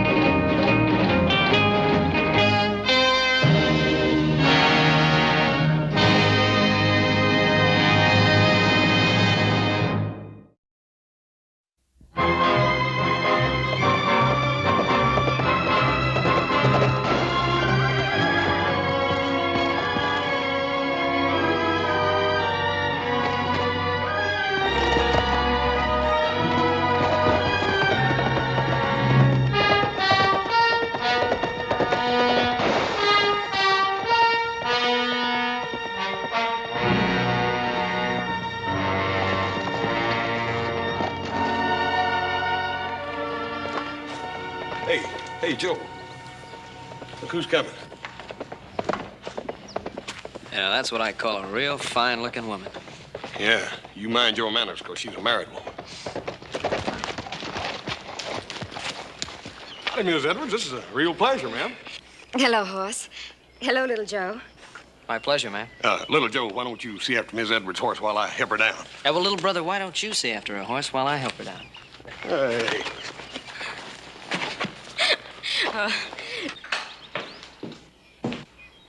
Joyce. Ben. Oh. Oh, Ben. Oh, it's so good to see you again. It's wonderful seeing you. You'll stay for supper. Adam, you remember Mrs. Edwards? Hello, Adam. I remember her. I just wasn't speaking because I was so busy looking. You Cartwright certainly know how to please a woman. Joe, run in and tell Hop Sing we'll have a guest for supper. Right, Oh, Adam, Ben, Adam. Down in the cellar by the north wall, there are 2 cases of Lafitte. Bring up a couple Yes, of bottles. sir. Ben, really, Now, look, you've come all this way. Surely you can stay for a little while. Now, we need a lady in this house. You know, I've got these 3 grown sons, and somebody has to teach them manners. Now, please, come in. All right. But just for a little while.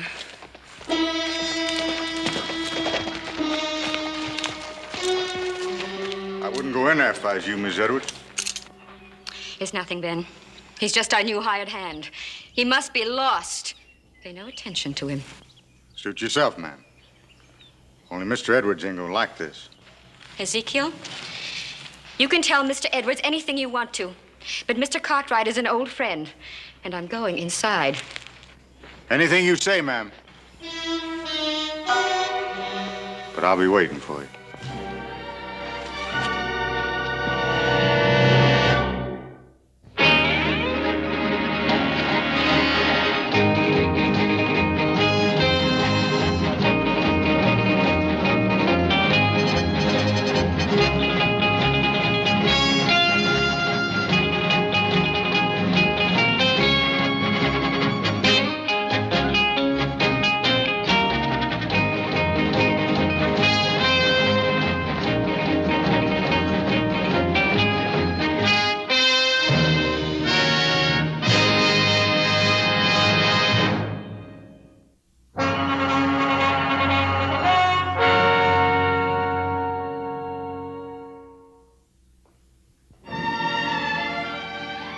Your house is so attractive, Ben.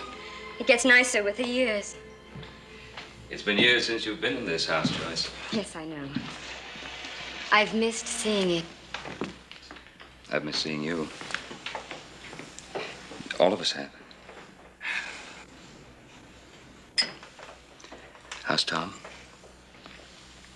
Oh, all right. Just all right?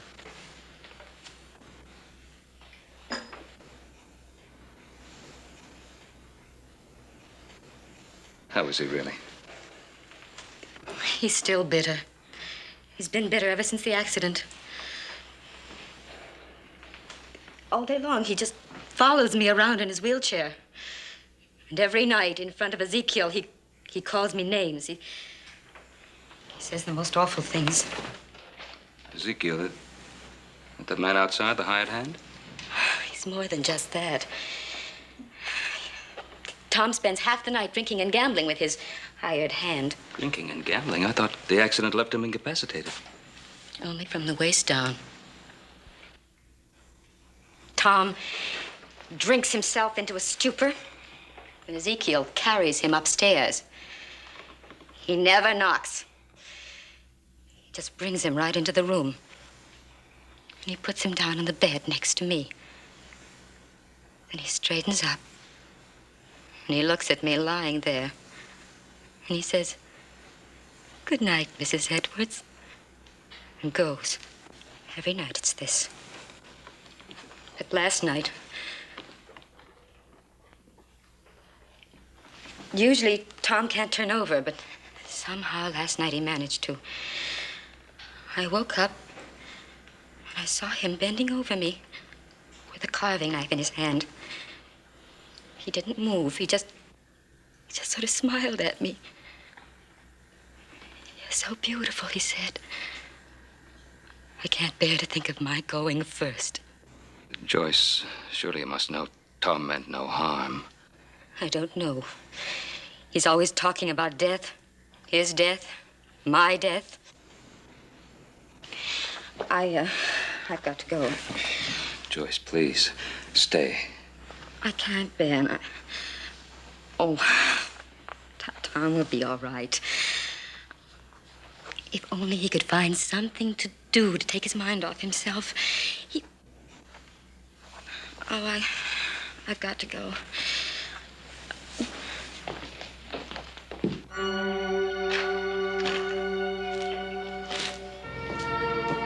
Oh, Haas, would you get Mrs. Edwards' horse, please? Right, Paul.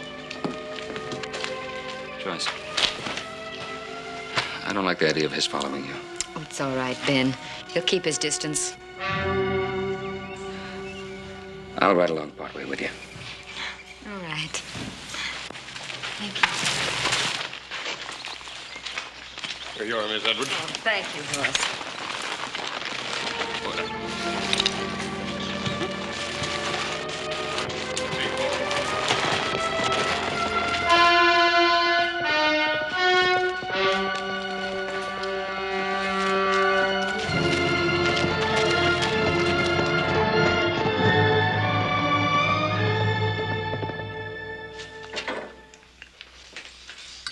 Yeah, well, I heard once it was Pa's gun that hit him.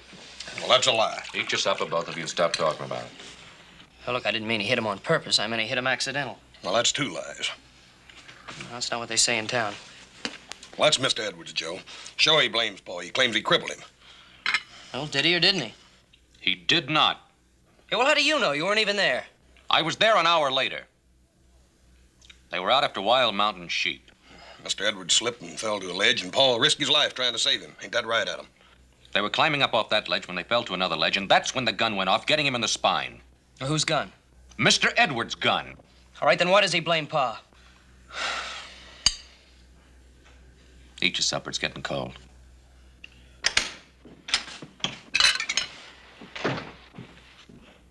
Boys? Got it, Paul. I'm sorry I opened the wine, Pa. I didn't know she was leaving so soon. Well, we haven't had any of this since Christmas. Yeah, it's a miracle. This wine, imprisoned in this bottle for 20 years.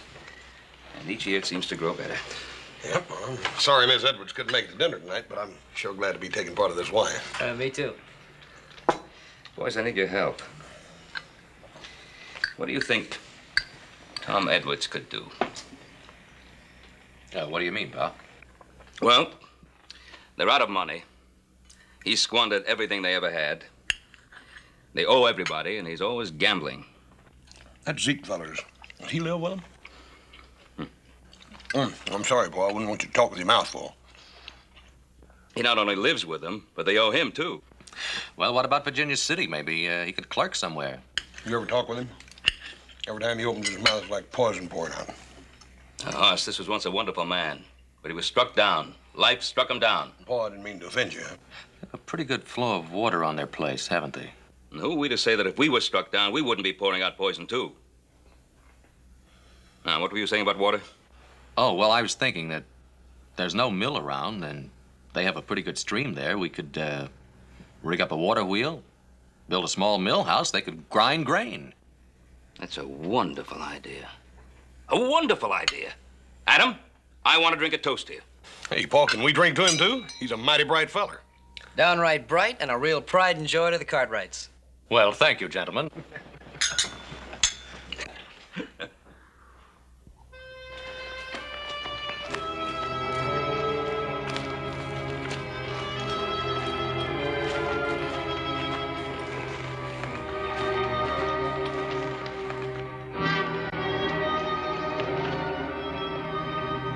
Take care of my horse. Anything you say, Miss Edwards.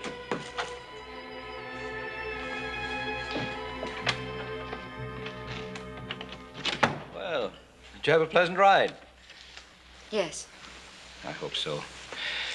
At least that will compensate a little for all that you have to put up with. Darling, I know it's dreadful of me to make such a fuss when you go out, but you've no idea how awful it is for me to sit here alone without you. Let me kiss you.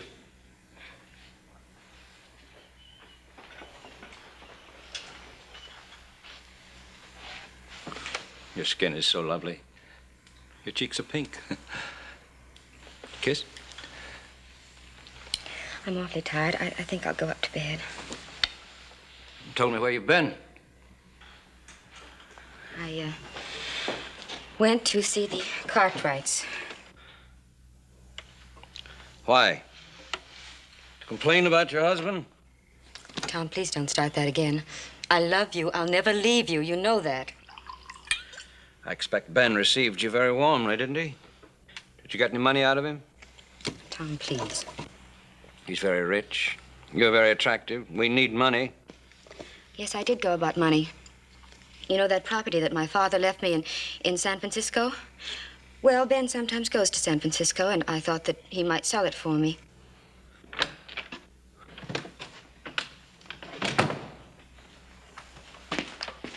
Darling, what about that property your father left you in San Francisco? What do you mean? 5 acres? That should be worth quite a lot, wouldn't it, Ezekiel? Now, Mr. Edwards, you don't want to go gambling your wife's good land. Oh, no. I'm doing it for her. How's that, Mr. Edwards?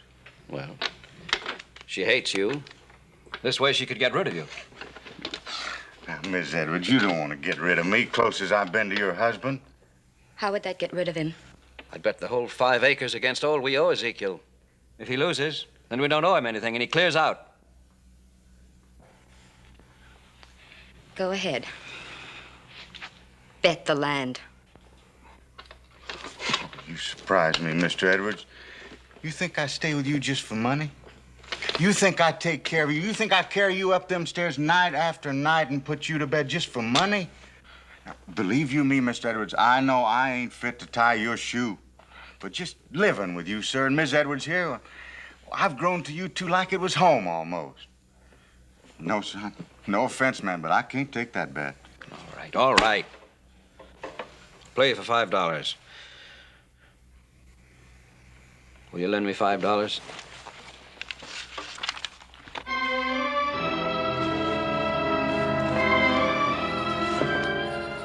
You did give me a scare, Mr. Edwards. I thought I was going to lose my home. Good night, Miss Edwards.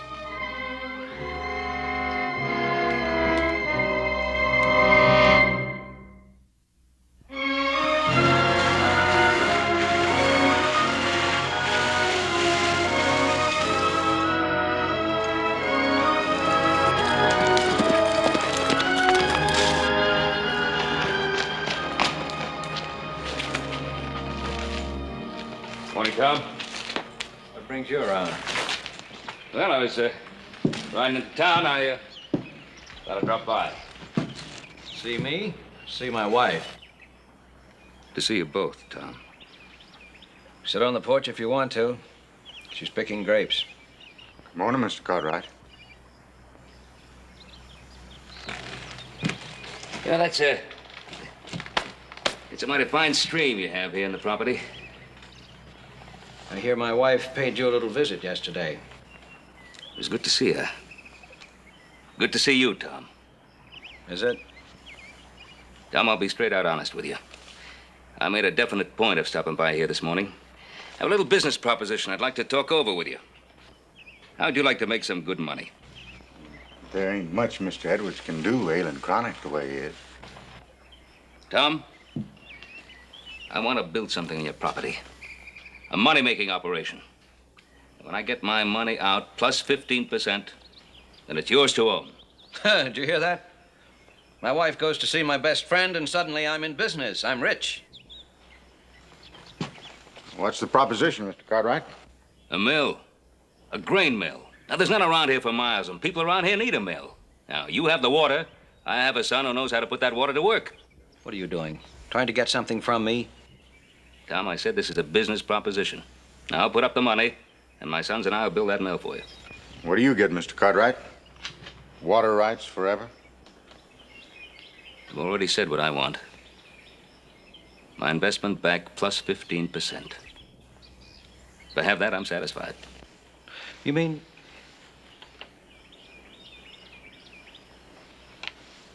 That sounds pretty good. Not to me, it don't. Would you be good enough to let Mr. Edwards make his own deal if he so sees fit? Of course, sir. Excuse me. Never mind, Zeke, Ben. We've been thrown together so much we're almost like partners. My only thought, sir, is for Mr. Edwards. That's enough, Zeke. Now, you keep out of this. Mr. Edwards, we'd have all those people coming around, all that excitement. He don't hardly sleep nights as it is. Tom, what do you say? Have we an agreement or haven't we? 15%, huh? 15. Now, you shake on that, we'll have that mill up in a week. You make it 10%? No. 12 and a half? 12 and a half. Oh, I'm mighty glad, Tom. Why, that mill will be a great thing for everybody. What do you think of that, Ezekiel? Wait till I tell Joyce. Well, all right, Tom. I best be getting on at the town. Oh, say, we can start bringing the stuff in tomorrow if that's all right. Oh, do that. You do that, Ben. Ben, we'll be friends again? Let me tell you, Ben, in my heart, when I'm not in pain, I mean, in my heart, I never blame you. It was my gun, my fault. Bless you for coming.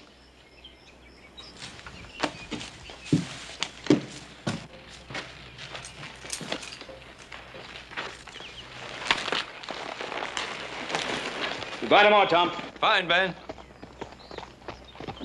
Thought you owned me, didn't you? Thought I couldn't even get up to bed without you, huh? I'll show you. I'll take you to your wife, Mr. Edwards. Would you like to go pick grapes with your wife? I'll make me so much money, I'll hire me a nurse from San Francisco. It'll be a real one, too, not just somebody like you. I wouldn't get excited, Mr. Edwards. You're going to have another bad night. You hope I have another bad night, isn't that it? You hope I'll have to call for you, huh? Where are you taking me? To your wife, Mr. Edwards. I won't take you to your wife. You forget about my wife, you hear me? You get her right out of your head. Take me back in the house. Yes, sir.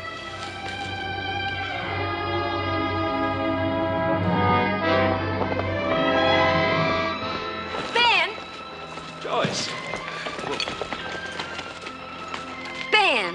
Oh, how wonderful to see you. Does Tom know you're here? Yes, I just talked to him. You just talked? I think I have some very good news for you. I suggested to Tom that we build a grist mill here and that he run it. What did he say? He's all for it. He likes the idea. Oh, Ben! Oh, I'm so happy. If only this could make Tom happy, too. Remember the way he used to be? I'll help you pick some grapes. Ben, what you're doing is the most wonderful thing anyone could do for us. Now, wait a minute. You're forgetting I'm making a profit, too. I know what you're doing.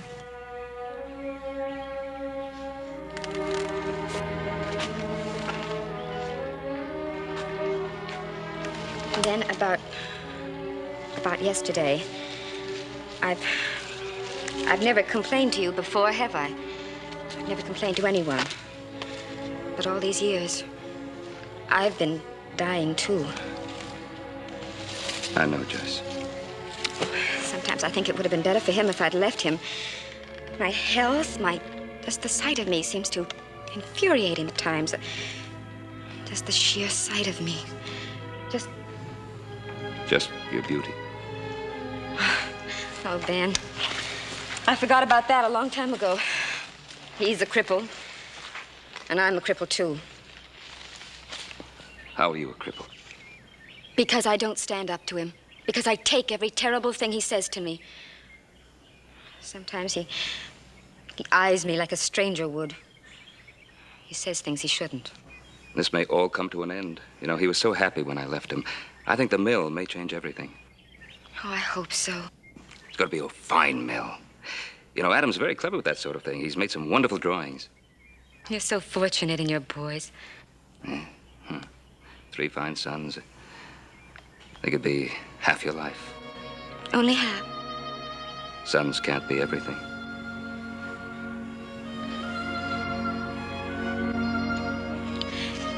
Did you notice how blue the mountains were this morning? Yes, I saw them.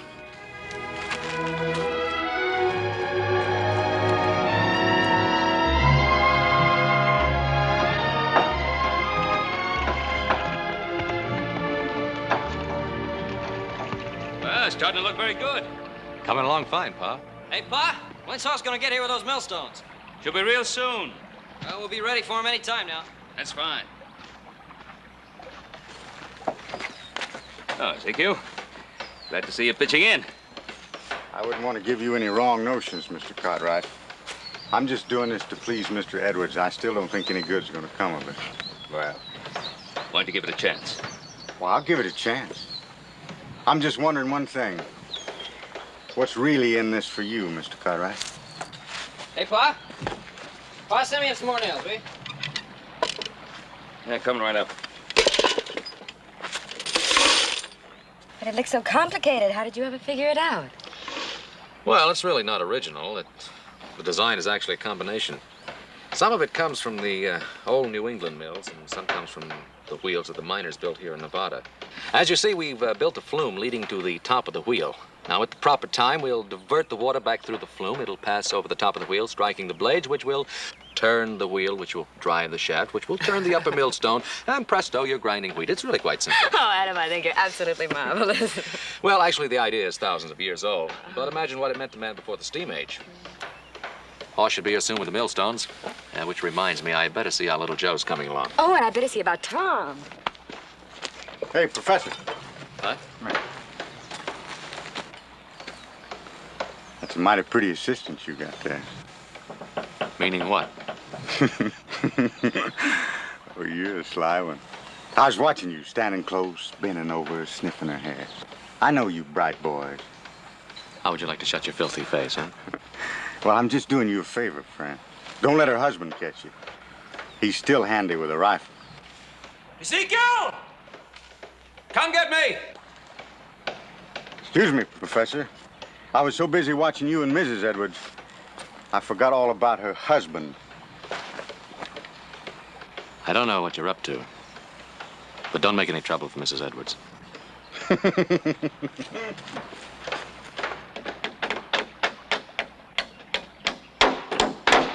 That's about time you got here, Professor. Did some of the heavy work. Don't call me that.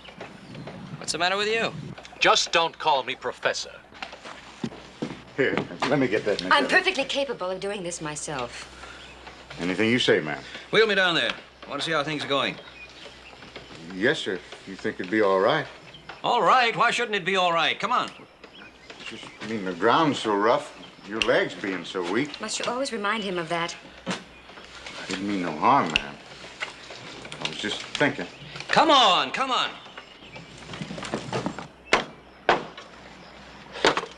You know, Adam, I gotta hand it to you. I think this thing's gonna work. Thanks. I'm sorry about blowing off all that steam a while ago. Yeah, well, that's all right. I'm used to taking all the guff around this family. That's what I'm here for. Oh, sure. You're really abused, aren't you? Here, put this plank up there. See what I mean? Got it? Yeah, why don't you get some light wood? Well, Ben, you're really making progress. Moving right along, Tom. Any reason why I can't be of some help? Why, not at all. As a matter of fact, I think I've got the very thing for you. Ezekiel, move his chair in closer to the wheel. You see these binder rods? Yeah. They need tightening. Now, here's a wrench. Get to work. Fine. Oh, Adam, isn't it wonderful to see Tom working again? It sure is. What's the matter? Just think you have the most wonderful father. Now the alarm, folks. Just a signal. Signal for what? The arrival. Look to the east. Horse Cartwright, charioteer, charging up with a ton of millstones. Come on, horse, drive him!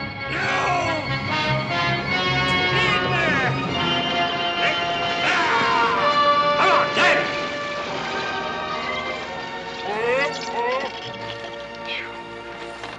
How was it, Haas? Fine, Paul. Have any trouble getting this load across the river? No, not a bit. Be swimming with it. Hey, can I get that? Yeah, I got it. I got it. Well, I don't know about you, Mr. Edwards, but I always go by the rule you ought to lock the barn before the horse gets away. What are you talking about? Just a certain party and your wife. You know what I think I'll do with you? When this mill is finished, I'll put a rope around your neck and hang you from one of the rafters just to celebrate. Mr. Edwards, you know I'm just protecting your interest. Listen, you filthy snake, I trust my wife. And I trust Ben Cartwright. He's my friend. And if you ever again put one of your rotten, suspicious thoughts in my mind, so help me heaven, I'll kill you. Your friend, Mr. Edwards? I wasn't talking about him. I was talking about his son, Adam. Watch your hands down there with that, Paul. All right. Let me get this out of there. It's heat. Easy now. Easy. Easy.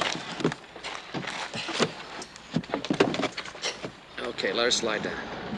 Easy does it. Watch your hands, Pa. Now, let her slip.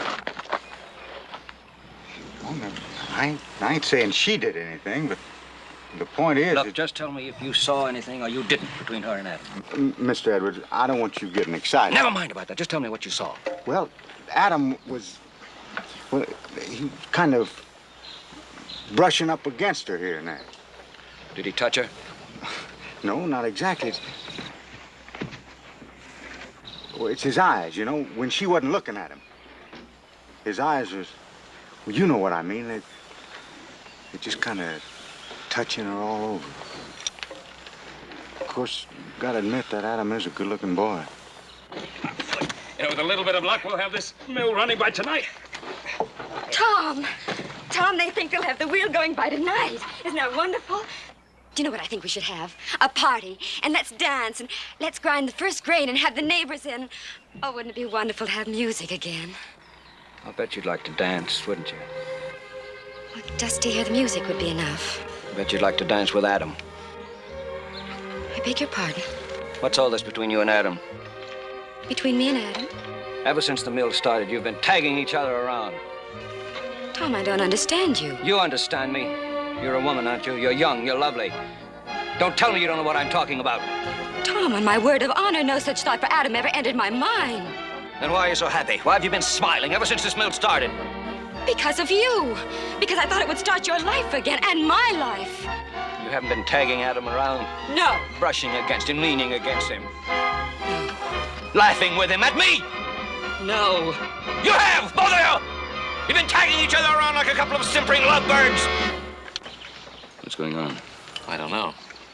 Looks like Ezekiel has done his work. Ezekiel, get me out of here! Excuse me, Miss Edwards.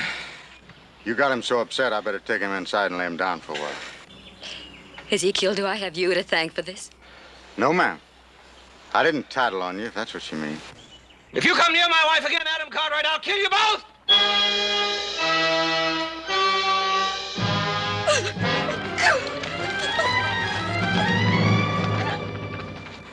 I'll give you my word.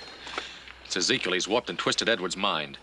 Pa, maybe we better stop working the mill. Well, after I lug these stones in here? We'll finish this mill. Pa, a man as mixed up as that's liable to kill somebody. Keep working.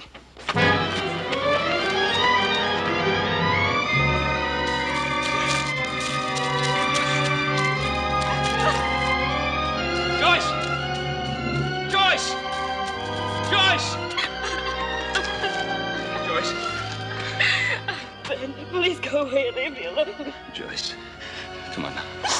Let it out. I've never been so humiliated, so ashamed. I don't know what to do. Now, take it easy, Joe. You'll ruin the whole thing. Look, I told you it wouldn't fit, Adam. You made the shaft too short. Well, come on, now lift. Now lift, Haas. Dang it, Adam, if I lift any more, I'm gonna lift the whole earth up. Lift!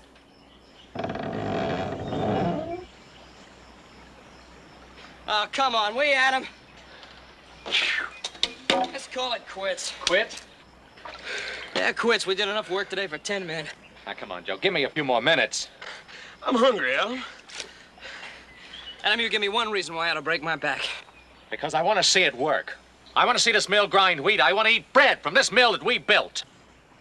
You do? I do. He does? He does. Well, why don't you say so, brother? Come on, let's get to work. All right, all together now. All right, let's go. 1, 2, heave! All right, in she goes. Hey. Get the other side over there. Hey, wait till I get this board up. Let's go. 1, 2, heave. Heave! Hey! Hey, way to go, brother. Hey, look, it won't. Let's get up to the diversion gate. When I give you the signal, let the water in the flume. Right. Hey, Adam, don't you think we ought to wait for Pa? I'll set to get it done, and that's what we're gonna do. Now get up there and let up that sluice gate when I tell you. Aye, aye, sir.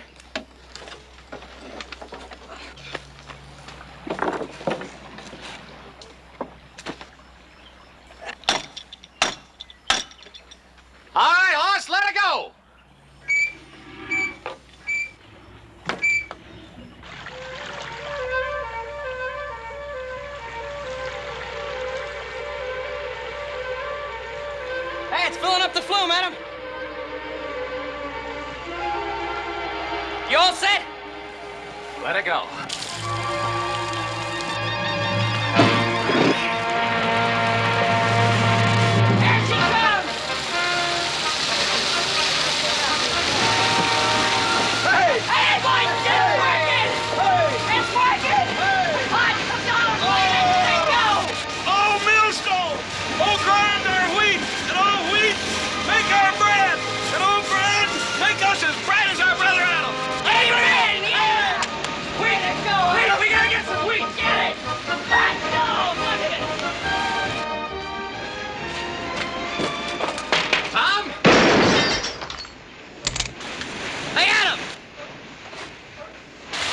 Maybe we better get up there. No.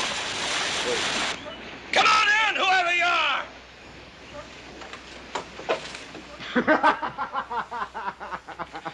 Well, Cartwright, what do you want? There's one thing I don't want is people shooting at me without a reason. I got a reason, best reason in the world. My wife. Where is she? That's right, where is she? Mr. Edward here's been worried about her. It ain't good for him to worry. How should I know where his wife is? You ought to know where she is. She's with your father, ain't she? He run off after her. Didn't think I knew, did you? I know. Ezekiel told me. I know all about your father, too, from a long way back. It's not the first time he betrayed me. He shot me in the spine. My father didn't shoot you, and you know it. I don't know any such thing. I know it was you Cartwrights caused all my trouble. Mr. Edwards, you're wrong. Real wrong. But I didn't come here to argue with you. I just come to tell you that your mill is finished. We got it going. You think the mill solves everything, don't you? You know what I'm going to do with your mill? I'm going to destroy it. I'm going to burn it to the ground. Does Ben Cartwright think he can buy my wife with a mill? You mark my words. Before I let him steal my wife, I'll kill him and hurt you! Ezekiel, if you're really his friend, you'll get these wild ideas out of his head. I am his friend, Mr. Cartwright. But what's right is right. Man has a simple duty to protect his home.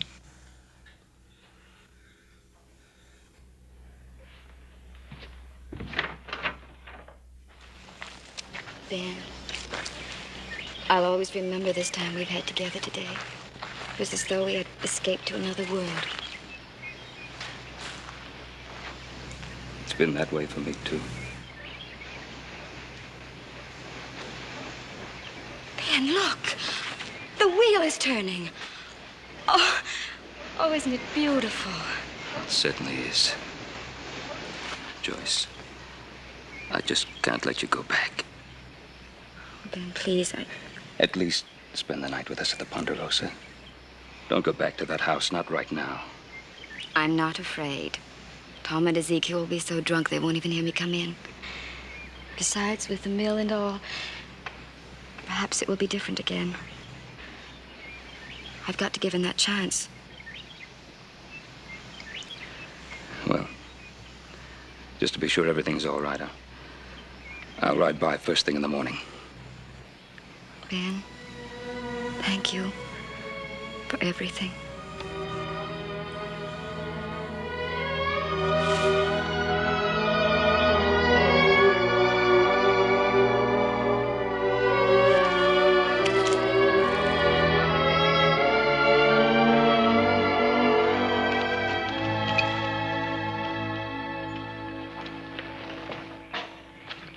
Pa, we've been waiting for you. Oh? Why? I was a little worried about you. It's mighty thoughtful of you, Adam, but I have a feeling I'm old enough to take care of myself. I ran into some trouble over at the Edwards place. What sort of trouble? Tom took a shot at me.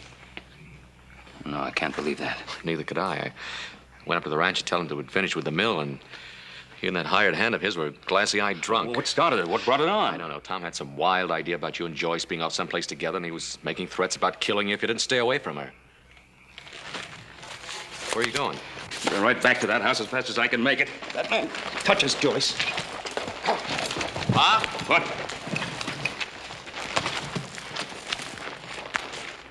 Want me to go with you? No.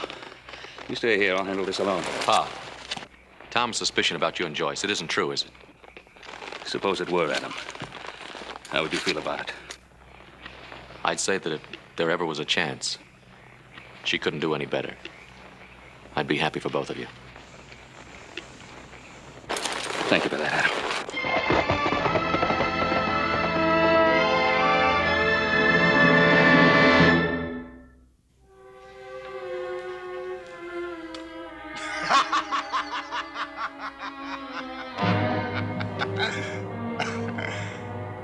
That does it, Mr. Edwards. It's my house now. Your house. Your money. Your strength that packs me upstairs and puts me to bed. And she's my wife, Ezekiel. You hear that? She's my wife. That's right. Your wife. You owe me quite a bit, Mr. Edwards. I've got a mill. They'll grind flour. I don't make money. Ain't you forgetting something? I won that mill. I'll pay you some way. I'll pay you. Now that you mention it, there is a way. An easy way. You like to gamble, don't you? What are you driving at? I just want to make one more bet with you. Just one cut of the cards. If I lose, you don't owe me anything, Mr. Edwards. Not a thing. You get the house back and all the money you owe me. If I lose, what do I still own you don't already have?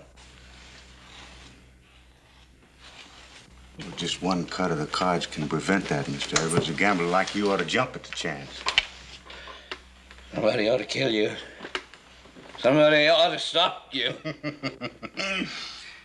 Well, maybe somebody will. But that ain't gonna be you, is it, Mr. Edwards?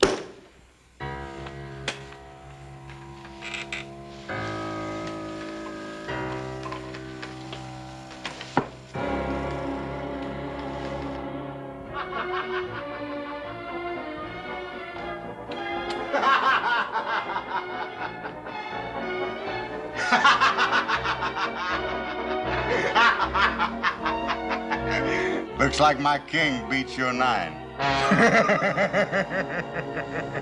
Ezekiel, would you mind bringing Mr. Edwards up to our room now?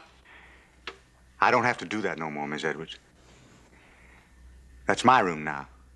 That's where I'm gonna sleep. Even drunk as you are, you know that's not true. Isn't it? Hey, you ask your husband.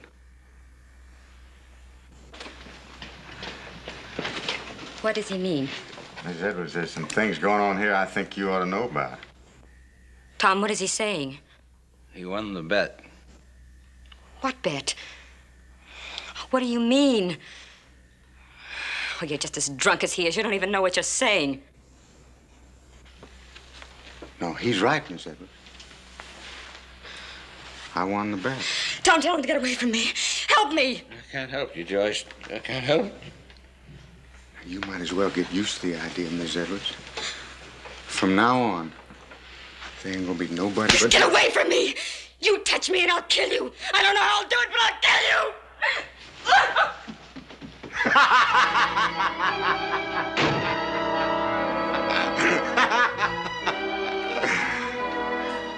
Well, she'll get over that as soon as she calms down a bit. Will she, Ezekiel? Are you sure? Yeah, I'm sure. Why shouldn't I be? You heard her. She said she'd kill you first. Maybe someone's gonna stop you after all.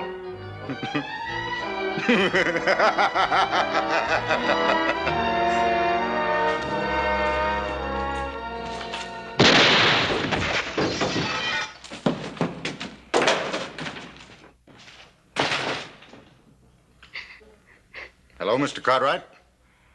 You should knock before you come into my home.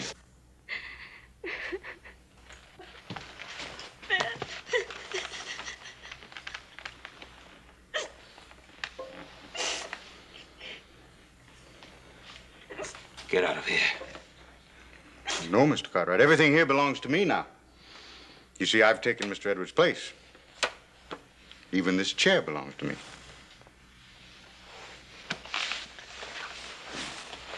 Come on, Joyce.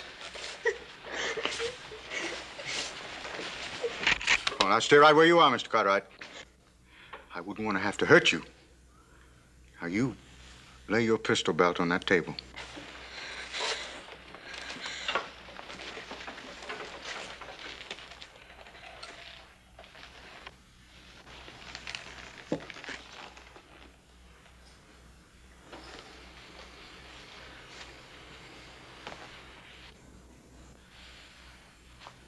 Why are you sitting in that wheelchair? You're not crippled. That's right, I'm not. I just want to get the feel of it. I want to know how Mr. Edwards felt when he sat in it. I want to know how Mr. Edwards felt about everything.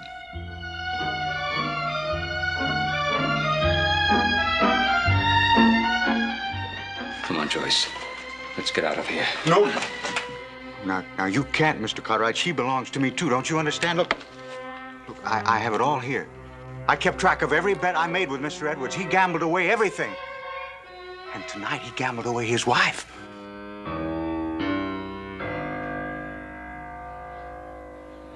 Well, if you won everything from him, why did you kill him? Well, he tried to go back on a bet. You know a man can't do that. Ezekiel,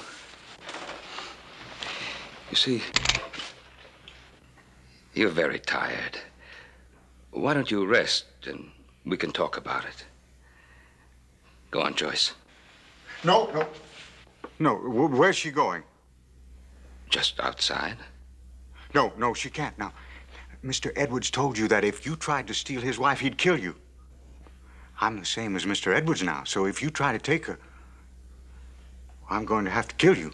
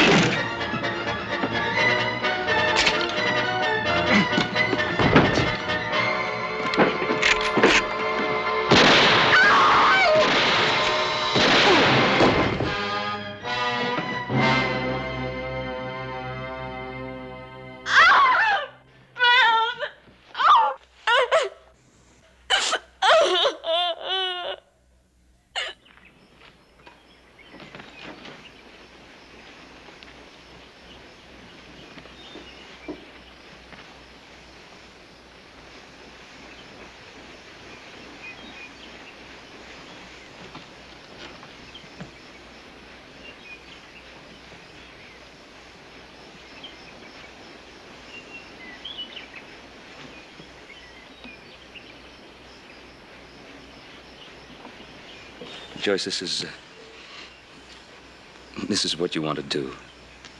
I've had a lot of time to think this past week, and, well, I have friends in Denver. I'd stay with them, and then I'll move on east. All right, you go, and after a few weeks or months, well, then you can decide what you want to do. Now, whatever you do, don't sell the mill. You use it. Joyce, when you come back... Ben, I love you. But I could never come back. I need you. Remember you told me once that when little Joe's mother died, you had to get away, had to meet new people? Well, think of it that way.